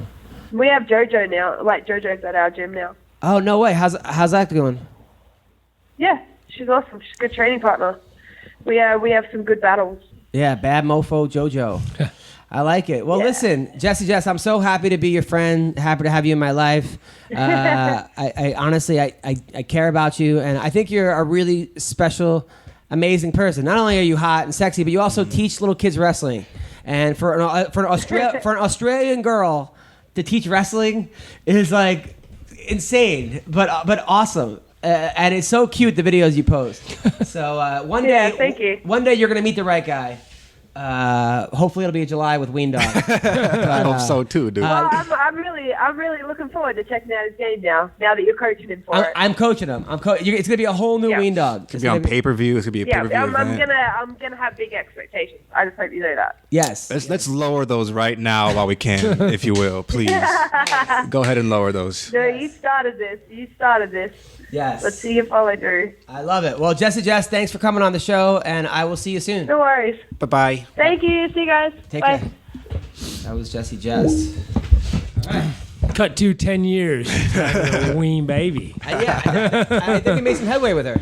I mean, I'm pretty confident. Now, I thought this interview was gonna be terrible for me. Yeah. But this couldn't have gone any better, in my opinion. Yeah. Yeah. And I have all this new information. I gotta bulk up a little bit, I guess. She likes Get some hair. But I don't think she was talking about giant muscular dudes. She likes bare dudes, like just thick dudes. Not necessarily muscular, but like thick dudes. Well, you could get muscular. If you wanted to. I mean, I still had about 400 pounds of baby fat. I mean, you train 5 days a week? Now it's more like just a few days a week because I'm in finals right now in college, which sucks. But yeah. And you're a blue belt, right? Yeah, I'm about blue belt. Yeah. Yeah. Nice. Yeah, I'm getting there. Now, what degree black belt do you? I just got my black belt. Just got it? Yeah. When? Well, technically, I don't even wear it yet because I was given it by Pedro Munoz. Wow. But he verbally gave it to me like 2 years ago, but I was injured, and then he moved to Florida. What's his nickname?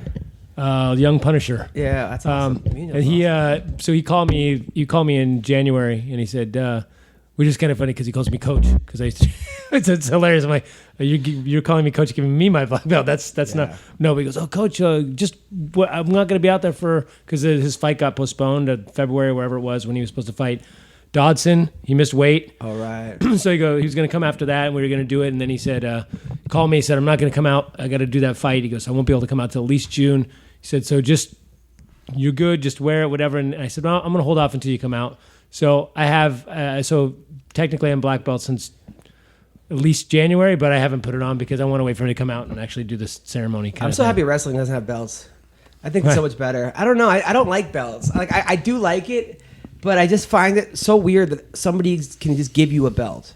Like it's like there's no actual. I always thought there was a test. Yeah. Like, oh, we're having our blue belt test, or we're having our. I do tests. Oh, you do There tests? used to be tests in the old jiu-jitsu. There used to be tests. Is that you think it's better to have tests or no? I think for the first, up to purple belt at least.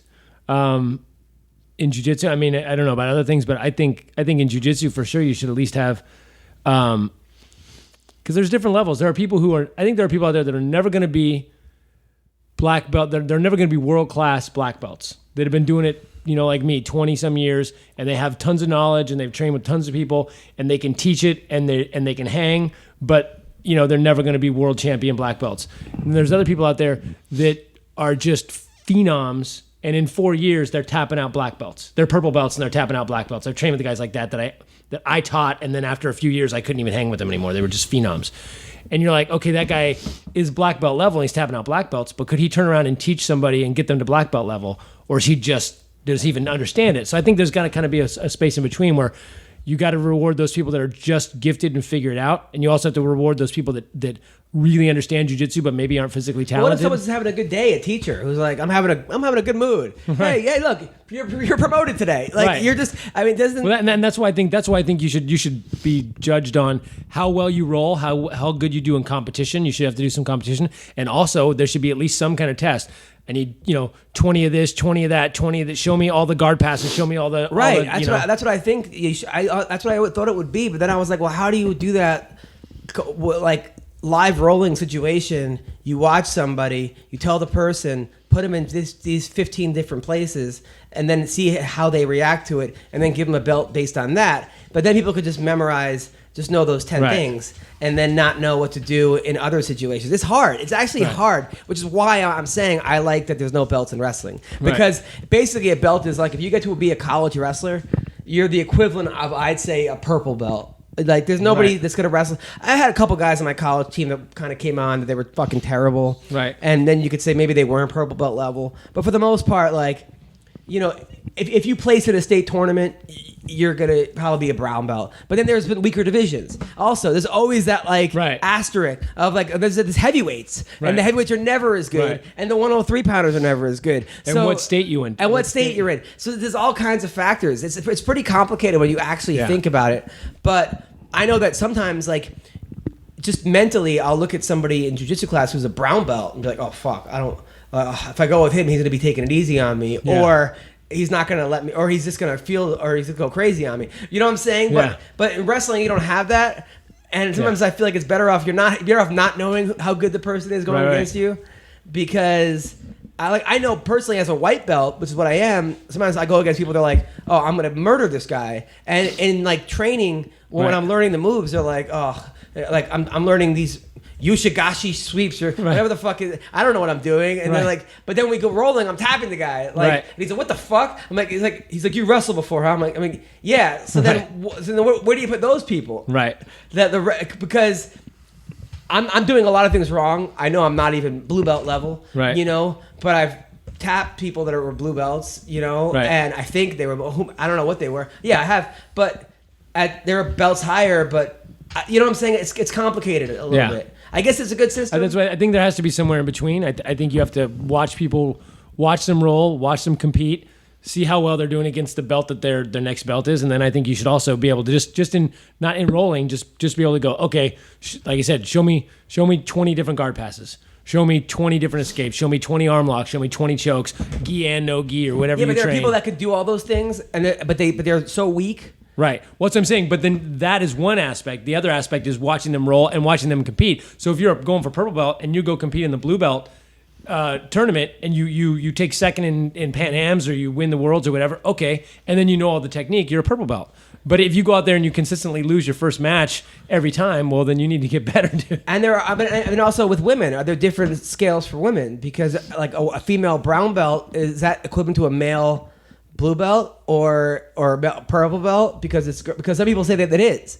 Other people are like, no, it's different. I don't know. It's very confusing. Because of size and strength and whatever. Yeah. I don't know. But I am enjoying it. The most important thing is I'm actually enjoying it. I'm actually like, I lose all my ego. Wrestling means nothing. What I've accomplished in wrestling, and I'm also, it's weird being 40 years old as well. Right. Because just, I'm not 20 years old anymore. Right. I don't have the explosiveness I had when I was 20. It's just fucking hard. I'm like a step behind myself all the time, which is like, I'm like, oh, I should be there right now. Like, yeah. I think I know we're like, even 5 years ago, 3 years ago, I'll be like, oh, I'd already be on that guy's back. And right now I'm like, I can't. Dude, my single, when I was in college and high school, I would be able to shoot an outside single, and the guy would sprawl, and I would get behind him, and I wouldn't even touch him. Like, I would already be behind him, I wouldn't have to touch his leg. I would just shoot so quick, sprawl behind. Now I'm like, I can't do that anymore. Right. I can't rely on speed anymore. Yeah. It fucking sucks. But yes, whatever. Being old sucks. So now, anyway, back to MMA. They're saying Nate Diaz is going to fight GSP. That's what I saw today. According to Dana White, he said it's confirmed for 227. I kind of like this fight because it's going to be fun. Right. Maybe Nate will avenge the loss that Nick did to GSP. Uh-huh. Nate's in every fight. But realistically, do we see this fight going any other way than GSP just jabbing, taking him down, holding him. But also, get this too. Apparently, it's going to be at 155 pounds. No. That's what I read on the official Instagram post from it. GSP never made 155. You don't think so? He talked about going down there, though, didn't he? I think so. If that's the case, then I go advantage Nate over, but it's still not over hard GSP. To make that weight. But they give Nate a better chance of winning at 55. But still, Nate's fucking tall. Nate is like your size. I mean, and he's jacked. He's not just like Nate. Ultimate Fighter Nate was like this skinny, tall. Like Nate now is kind of swole. Like making 55 is not going to be easy for him. No, I think they could do like a catch weight, like 160 or something, or 65 would be. But I can't see this fight going any other way than GSP beating him. You? No. I mean, I don't see Nate being able to stop GSP shots. Like, right. I mean, and I don't think Nate's going to submit him. Just GSP's who's submitted GSP. Nobody. Well, Matt Hughes. Yeah, with the step around from Kimura from the bottom, yeah, the armbar. But yeah, no one's submitting GSP now, and I don't think. I mean, Nate possibly could just jab the shit out of him, but I don't think he's gonna stop that shot. There's just no way. And GSP looks so good against Michael Bisping. Yeah, I mean, damn. Yeah, I've never seen anybody with better timing. MMA wrestling. I've never seen anybody with better timing off the double leg.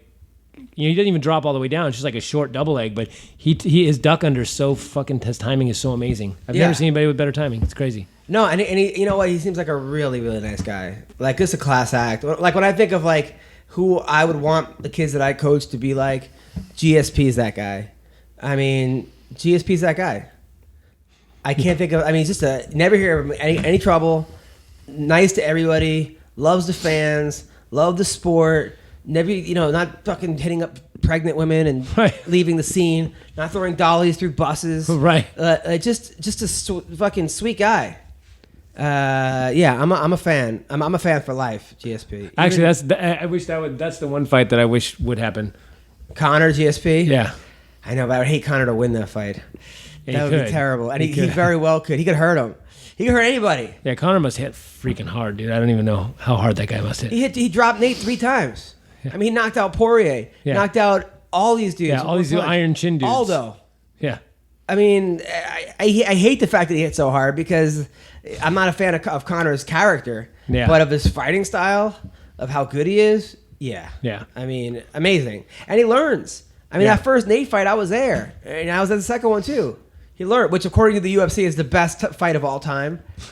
Number 2. Oh, come on. They have number 2, and they have number 1 as like the second one. Not even close. What's the first one then? What do I think the first one is? There are so many to choose from. I mean, Forrest versus Bonner. Yeah, I would put there. Korean Zombie versus Leonard Garcia. Oh, was that WEC? It doesn't really matter, I guess. But. Oh, yeah, right. Maybe it was WEC. But what about shit? Who is it? Diego Sanchez. Who is it? Was it Caro or was it Clay Guida? Diego Sanchez. Oh yeah, that one of those amazing. fights. Yeah. It was insane. There's like 10 Diego Sanchez fights. Right. It was Diego Sanchez versus Gilbert anybody. Melendez, Diego Sanchez. That was an amazing fight. The best fight I was ever at live was BJ Penn versus Matt Hughes. Oh really? The first one. Wow. Yeah. Because when he submitted it, when he cracked him and then submitted him, then licked his blood. That's what I was at live was Rory versus Rory McDonald versus Robbie Lawler. Yeah. Oh my God. That fight was insane. That was the best fight I think of all time. Rory versus Robbie. That fight was insane. But I mean, there's just been so many better fights than that. I mean, you could probably find in each weight class better fights. What was the fight recently? There was a fight recently that everyone was like, "It's the greatest fight ever." Was it a Cub Swanson fight? Oh well, Cub Swanson Doo-Ho Choi was a pretty fucking amazing fight. Yeah, that was better than that fight. Yeah, dude, that was amazing. Yeah. At one, the Poirier Gaethje fight was pretty good. I don't know if it was the best fight of all time, but the Gaethje Michael Johnson fight was really good. Chris Weidman versus Machida was good. The first 2 rounds wasn't that great. But yeah, there's been so many great fights. John Jones versus Gustafsson. That was an incredible fight. I mean, I would put that over that. Although the first Nate Diaz Conor fight was great because he came back and submitted him. Yeah. That was an amazing fight. And that was a great fight because the odds weren't for Nate, all that sort of shit, all the hype that was behind that fight. Like that fight was way better to me than the second fight. And then the second fight was decent. It was a good fight, but I liked the first fight just because it was cool to see Nate just push through it and fucking submit, and with all that hype behind it, and then to shut it down. I thought that was fucking Frankie cool. Edgar versus Gray Maynard. Those fights were insane. The 10-6 round as it should have been. He came back from the 10-6. That fight was way better. Insane. Eddie Alvarez versus Gaethje. That was a great fight. There was so many better fights than that. They're just trying to pump Conor, and I get it, but they should. Is he done? Done for sure? No, he's not done. You don't think? No, I think he's going to come back. I think he's going to fight Khabib in Russia. I hope so. Because they have an event set for Russia already. Wait, but they're not. I thought they're not banning him for life from that. I think he's getting a promotion for it. Actually, no, they're not banning him for life. You got to be shitting me. I don't think he's banned for life for that though. For life, dude, he fucking ruined people's. What he did was horrible. He should be suspended. But I mean, Mayweather went to jail for beating up his baby mama and didn't get banned. Tyson got accused of rape, charged with rape. Right. I don't know if he raped her. I know, but look at John Jones. Again, he keeps fucking up, but he's out for what now? 5 years or yeah, but steroids is different. That's in competition. Steroids. Yeah, I know. It just wasn't. I don't know what it just seems like. It seems like all of these things are so questionable. No, he should get suspended. And one was cocaine. It's like, come on. Yeah, no, 100%. Well, what I always thought was weird was when Colby Covington came on the podcast and talked about how John Jones was a huge steroid addict. Because I always gave him the benefit of the doubt and said, you know what? I honestly, for some reason, don't believe he needed steroids. Right. I mean, he beat Rashad Evans. He beat all these great guys. Machida. He beat Belfort without steroids or not getting popped for it. Why all of a sudden he's taking steroids? Right. Against Cormier. But then, according to Colby Covington, they were roommates in college. Right. And he was taking roids back then. Huh. And that changes, if that's true, and he was naming names, specifically naming the guy he was getting it from. Huh. And if that's true, then that makes me think maybe he was taking shit back then or this whole time. And then I got to reassess how in high regard. I just can't figure out in this. USADA's so on top of it. It's like, why are you even fucking around with anything now? But also he's so naturally gifted. He's always in shape. He never tires. He's such a great athlete. He's a great at everything: wrestling, boxing. I mean, Muay Thai, Jiu-Jitsu. He submitted Hendo in that submission-only event. I mean, what does he need to take steroids for? Yeah. I mean, there are certain guys that, if they get popped for roids, I'm like, well, maybe the barn cat, Tamden McRory, needs steroids. And he's not even taking steroids. But you're like, you know what? Who's the old Australian judo guy? Oh, right. Dan Kelly. Dan Kelly wants to take... Let him. He's 60 years old, Exactly. He needs to mend his broken hip. Come on. I get it. But what do you fucking need this, right? Right, exactly. So, anyway, we're calling a guy who's fighting CM Punk on that Chicago card. Michael Jackson. I actually trained a guy named Michael Jackson. Everyone thought it was him. Really? Yeah. Oh. But he's a 145er. But people are like, you're fighting CM Punk? He's like, no, I'm not fighting CM. This guy won the lottery. Michael Jackson. And he came to my show in Texas. Michael Jackson. Hello, is this Michael Jackson? What's happening, my guy? What's going on, man? How are you? I'm doing well. How y'all doing over there? Good. Last time I saw you, we were in Houston together.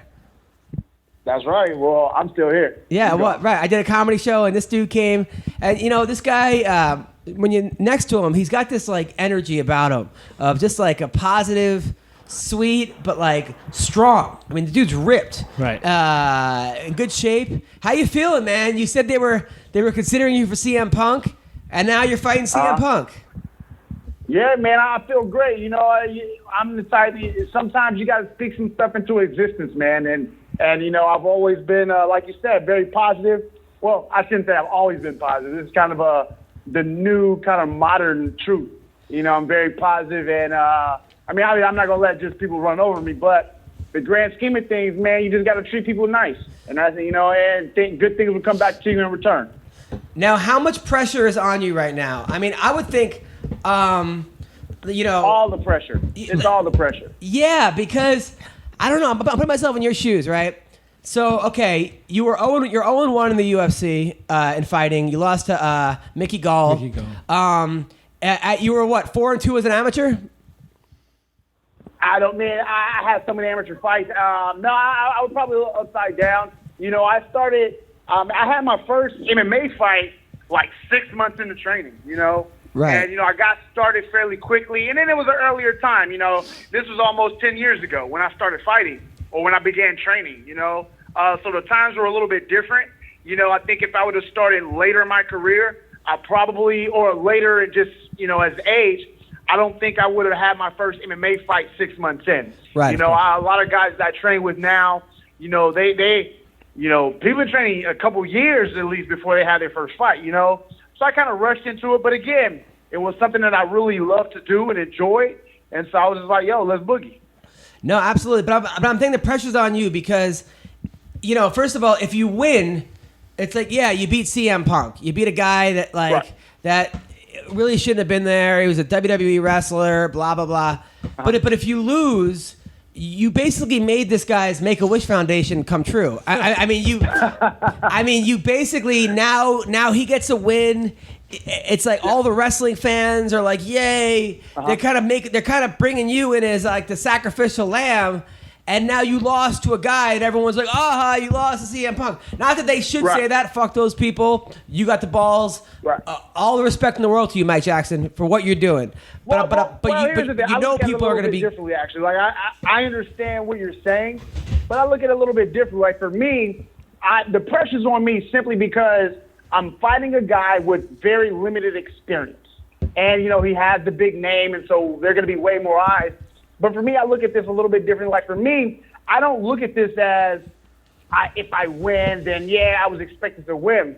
Like to me, it's not even about the fight. It's all about, you know, elevating the brand, you know. And for me, it's all about going out there, performing in front of millions of people who are going to be watching, and there's going to be people in the audience. There's going to be people watching on pay-per-view. And so for me, this is an opportunity to showcase my skills, you know, on the grand stage, on the biggest stage of them all. You know, people, the people who are running their mouths on the internet, you know, all of that, he's 0-1 in the UFC. And again, these are people who are simply UFC fans. They're not fight fans. Because if they were fight fans, they would know I compete in other sports. You know, I'm undefeated in boxing. I'm undefeated in kickboxing, with all of my wins coming via knockout. So I'm not just some guy. I'm not just some 0-1 MMA fighter. You know, there's way more to me than that, you know. So those people, like I said, the pressure's on me, but it's different as far as, you know, if I lose or if I win, then I was expected to win. And if I lose, you know, that I lost to CM Punk. You know, it's a different kind of pressure for me. Now CM Punk, you know, I know you're saying he doesn't have much experience though, but he's been training, from what I hear, like the last 3-4 years over at Rufus Sport. He's the first one in, last one to leave, 2 or 3 a days. I mean, he's focused. He's committed. You're not fighting a guy. You're not fighting me. You know, I'm not just, I'm just going to show up. You're fighting a guy who actually is really training to win. So I definitely wouldn't. Well, I would only expect him to train to win. But here's the thing. Like, you can say, but let's take Adam. Let's take Adam and say, okay, Adam, we're going to train you to be an MMA fighter. And you take your time and you go out there and you put these two-a-days in. You're the first one in. You're the last one out. But here's the thing. None of that matters when we're talking about skills. There's only people can only learn so much in these short periods of time. So he's basically had a crash course in MMA. But then you also have to factor in this guy's age, the wear and tear of his body from professional wrestling, and then the guy just had back surgery. He's coming off of back surgery. I don't care what kind of back surgery. It's still back surgery, no matter how big or how small. You understand? So I get what people are saying is that he's putting in this time and this effort, but so have I. You understand? And I've been doing this a lot longer, but not even about a lot longer. I have look, comparing me to him as far as our striking goes, it's no competition when it comes to striking. Again, he has the advantage. Well, I shouldn't even say he has an advantage. For himself, his base is obviously jiu-jitsu. He started that about 3 or 4 years ago, right? But even with that, I've been doing jiu-jitsu longer than he has. You understand? So when people like to run their mouths about things, they simply are just uninformed, uneducated, and ignorant to everything that's going on right now. I like your passion, man. This is a different Mike Jackson that I had on before the Mickey Gall fight. You were like, "Oh, I'm happy to be here." Yum dum dum. This is a different dude. Right. This is a different dude. Well, and this is a different fight. You know, for me, I didn't really. Although in hindsight, after the fight had happened, I did realize that there was a lot of pressure on me that I really didn't know until I walked into that octagon, and I was like, oh, shit. Like, this is not what I'm used to. You understand? But it's just one of those things, like, I'm prepared for this, and I understand what's at stake. You know, and it's a little bit different. Like, for me, like, I took the L to Mickey Gall, and I understand Mickey, who's flying? That's a battleship or some shit. I don't know. You have Mickey Gall, who, look, he's very talented. Look, I honestly feel Mickey Gall has the potential to be a future champion. You understand? So for me, taking an L to Mickey Gall, it's like, all right, I tell you, I mean, the dude, he beat me that night. I mean, he was a better man. He's a legit brown belt under the Miller brothers. Like, the kid is good. I mean, he went out and beat my guy Sage, you know, after he smacked up Phil a little bit, you know, and then he went to a decision with Randy Brown, who's a top, he may be like a top level fighter, but he's really good. He belongs in the UFC, you know. Yeah. But when I look at this Phil Brooks or CM Punk fight, this is a different animal. This is someone who he's here because of his name. And again, I'm not even knocking it.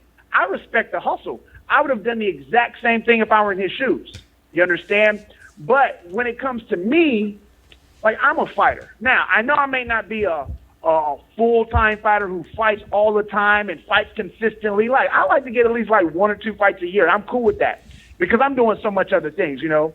And I'm making good money. I'm in the same tax bracket as a lot of these top fighters, not fighting. You understand? So when I get to fight, I just love it. What else do you do? I'm the photographer. You know, I'm one of the dopest combat sports photographers in the game. You understand? I shoot for Legacy Fighting Alliance. I'm a media personality. You see the interviews. It's not, even though I'm not fighting all the time, my life revolves around this sport. You understand? Yeah. So I'm always involved. Now, after the fight, though, but promise me this, though. Huh? Okay, I think you're going to win. I hope you win. But if you lose, please don't go back to press. But don't go back to press row like last time, because last time you lost the fight, and then 5 minutes later you were in the press row covering the next fight. No, I wasn't covering. I was just going to hang out. I wasn't going out there to cover. I was just going to hang out because basically they were like, well, if you stand the back, or if you after the fight, they just wanted me to stand the back. I don't want to just stay in the back. I thought you were going back to work to cover the next fight. Oh, no. I was going just to hang out. That's all that was. I didn't even do any work. Oh, okay. But as far as this goes, man, this for me, as far as, like, goals and accomplishments in life, look, I never had aspirations of being a UFC champion. You know, that was never my path. This is my path. You know, this fight is my title fight. You understand? And so I'm treating it as such. And when I go out there on June 9th in Chicago, in Phil Brooks' hometown, I'm smacking this man. I'm smacking him all around the cage like I told his coach Duke Rufus I would be doing. Now, who are you bringing in for sparring? Goldust, Honky Tonk Man? Like, who are you? You know, I really wish, because I like Goldust. I think they're about the same age. You know, I think he could give me some good looks. But at the end of the day, he just wasn't ready for it. You know, I have some quality partners out here. Of course, I trained him with the Black Beast, Derek Lewis. Wow. We get some workouts in. Now, he's not hitting me 100% because I'd be dead. Right. But we getting some work in, and then I have one kid. He's at one time he was the number 1 ranked amateur fighter in the nation at 168 pounds. His name is Austin Williams. You know, we get our boxing in. I have some legacy veterans, Justin Riseword. I have some other top quality training partners out here. Too many to name. Now, if I'm getting the work in. Now, if you win, are you going to call out Rikishi? He's too big. I'm a weight class. Oh, okay. I'm a weight class. No, but I think. But what I'm hearing though, I'm hearing this buzz about Curtis Jackson trying to make a.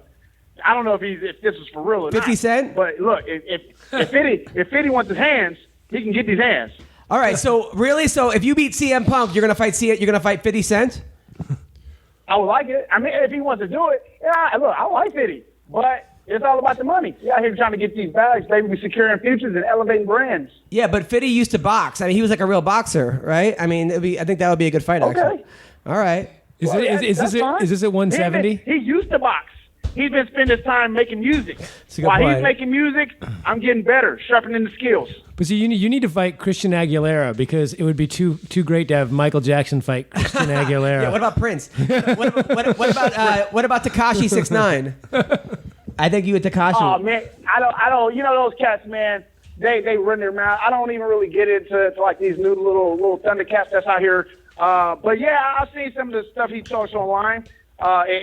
If that's the route we're gonna do this, if some cats want to run their mouths and get these hands, he could be the first one to get them. Okay, I know he talks a little spicy. So okay, but, you all talk about. Wait, so you really honestly, when you beat CM Punk, you promise you'll call out 50 Cent from the Octagon? I don't know. It depends. I got to see what he's doing because, right now, Bellator is on my shit list. They don't like me. So I don't know. That may be a little clash. I don't think they're going to co-promote that one. Right. I heard he signed with Bellator. Surely, look, Bellator won't let me in the vicinity of a building that they have an event at. So it's all good. Fuck. All right. Well, listen, man. Good luck, Mike Jackson. I'm on Team Jackson. Okay, this guy does not deserve to be there. He bought his way into the UFC. There are so many fighters that deserve to be there over CM Punk, and they're putting him in there because of his Twitter followers and because of his wrestling thing. No. But here's the thing. I hear what a lot of people are saying, but I honestly feel this is nothing but a positive thing for everyone involved. And before I go, I'm gonna tell you why. You have someone who obviously doesn't belong in there, but he has such a huge following. He's gonna bring so many eyes to this sport and to the event alone. Look who's in the main event. Do you know? The main event, Colby Covington versus RDA. Exactly. Yeah. But that happened the first time. He didn't bring it in. The people that stayed for the first time, they're not all of a sudden like huge fans now because they saw him. Oh, I disagree. He's bringing people in. You may not think so, but I know he's. Well, so would Oprah. Are we gonna have Oprah fight as well? I mean, she's fighting 50 Cent. I mean, where do we stop? I mean, I'm talking about fans. Where do we draw the line, though? If we're gonna have this famous people because they're gonna bring their fan base, let's have Oprah. Let's have fucking. But this isn't something that Bernie Sanders and. This is a one every what? Well, the last person they've done this with was with James Toney. Yeah, exactly. It was an embarrassment. Like he wore flip flops to the fucking cage. Well, different time. But this again, what I like of what Phil is doing is that he actually dedicated his time to this. It wasn't a James Toney thing where he kind of like, look, James Toney was like trying to poke around and make fun of the sport. Like Phil, he legit is a fan and is passionate about learning, and that's the difference. Yeah, but there are so many guys out there. Okay. Yeah, but there are so many guys out there that are like 14-0, 15-0 that should be in the UFC that are being overlooked. But he's not taking the space for them though. That I hear what you're saying, and I agree with that. But he's not taking the space from anyone. Well, Huh? Yeah, how do you know that? I mean, how do you know that slot wouldn't be filled by a guy on the undercard if he was bumped off the fight? Oh, you mean on the card? Now, of course, he's taking a position on the card itself, but I'm talking about the complete roster. I think he's doing so if he played basketball for the next 3 years, right, every day, 6 hours a day, would the Lakers would the Lakers put him on? No, they wouldn't because he's not good at playing for the fucking Lakers. You remember when Master P tried out? You remember that? Yeah, he could have tried out, and he's not going to make it. He try out exactly. They didn't put him on the team. Okay, but this is a different kind of sport. It's a professional sport. It's fun. It's not. You know it's fun, Adam. That's why you're going to be. Even if I weren't the one fighting him, you would watch it. Of course I'll watch it, but I'm bored. And like, yeah, because I'm a fucking, I have too much. I like it. You're right. I'll fucking watch it. Fine, I'll watch it. Fine, you win. You win. I'll watch it. But he doesn't deserve to be there. You're not going to change my mind, especially when there's people. I never said he deserved to be there. I don't deserve to be there. I agree 100%. This whole thing is just fucking ridiculous. But at the end of the day, it makes dollars. And but it's the same thing with fucking comedy clubs. You get these fucking Instagram fucking stars go on there and they fucking stink it up, and people come and they never come to shows again. But they fucking drew seats, and it's the same thing. But then those people aren't comedy fans. Then I agree with you. Those Instagram stars, I know a few of them, and I hear what you're saying. I agree 100%.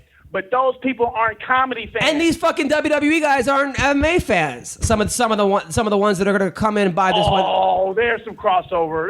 All right, you're right. You're right in some regards. I honestly, when fucking Ben Askren isn't in the UFC, and some of these other fucking guys are not in the UFC, and you got guys that are 10-0 and 12-0 and 15-0, and you look at and fucking Chris Wade's getting cut or are not getting renewed about his contract, and all these fucking great fighters that are not getting paid, and these guys are working 4 fucking time jobs, 5 things, and you're giving CM Punk a fucking $1 million to go in there because this is his, that's why they have fantasy camps for baseball. If they're giving him $1 million, how much money do you think he's generating for the company? Dude, they're not going to just throw out. They should have an MMA fantasy camp like they do in baseball, where you can go and play with real fucking guys, with Ron Darling and guys that were big 30 years ago, and then you could, I hit a home run off fucking. They have that. It's called Bellator. Keith Hernandez. Okay, so here, check this out real quick. Check this out. You have someone like Phil Brooks in this position who has such a draw. He's such a polarizing figure. You want him to go fight for it. Here's the other option. Fight it for free as an amateur, which is ridiculous because he's not trying to become a champion. He just wants to do this. So you rather him fight for free. Well, not you, but as Phil, fight for free as an amateur, or the other option would be to fight for a regional promotion, and all they could pay him. Look, Bellator can't afford him. So a regional promotion would pay him and I'm being so generous with this number right now, they would pay him $10,000.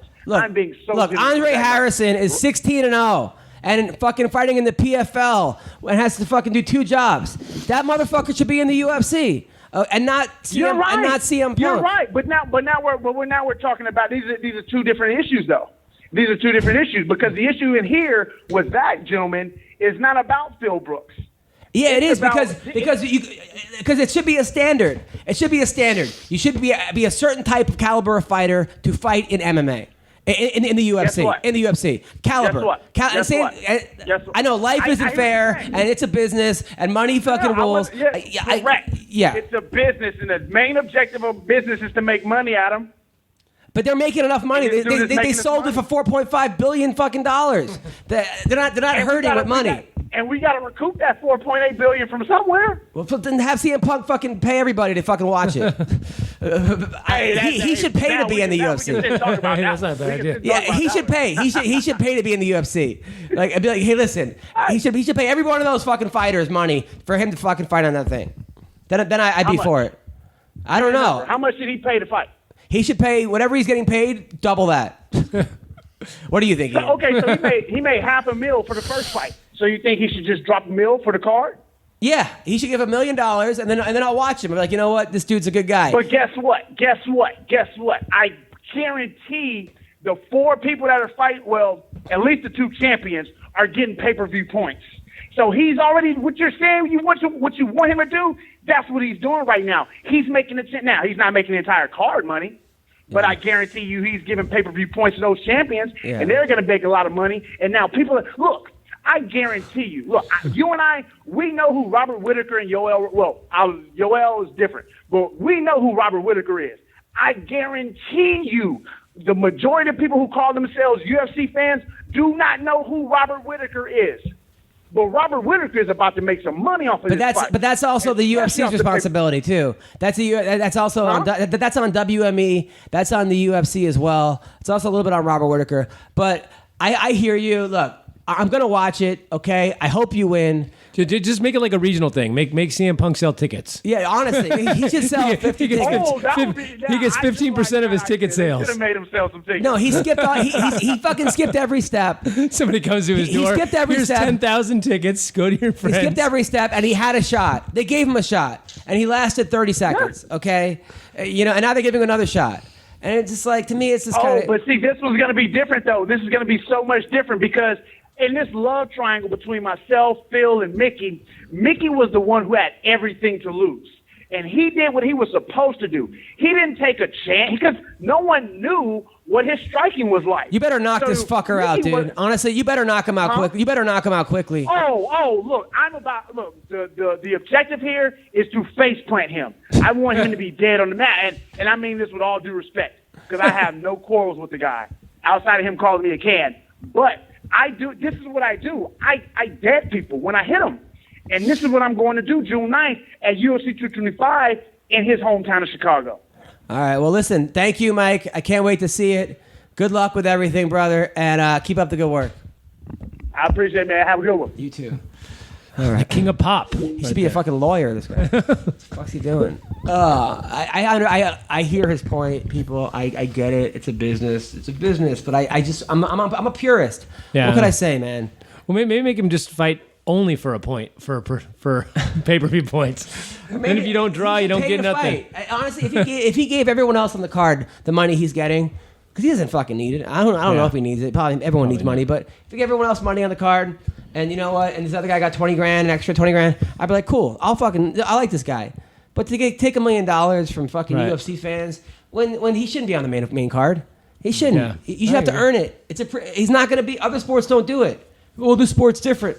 It's a fucking professional sport. When I go to a baseball game, I'm confident that these are the best guys in the country playing. Or at least go out and get 4 or 5 wins.